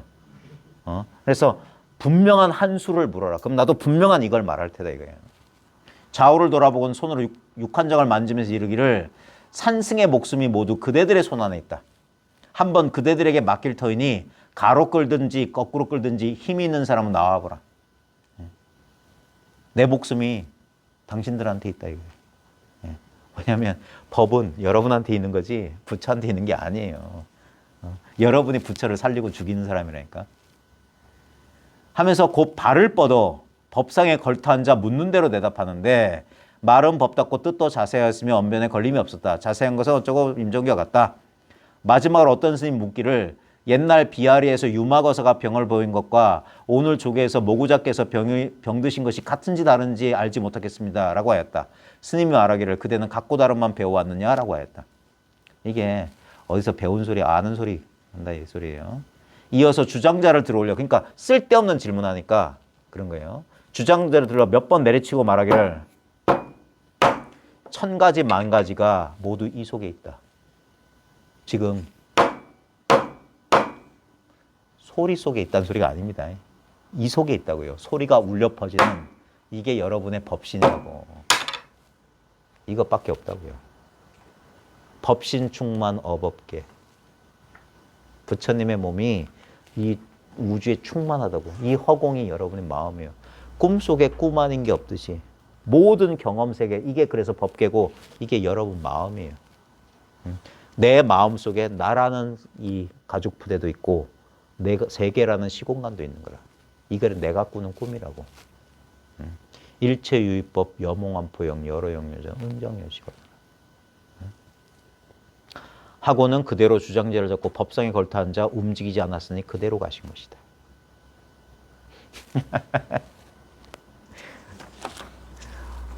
바라는 게 있으면 지옥으로 갑니다.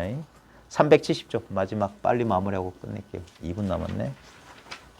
명이라고 해서 개송이 있어요. 이게 더 좋아요 저는. 손가락으로 달 가리키며 달은 손가락에 있지 않고.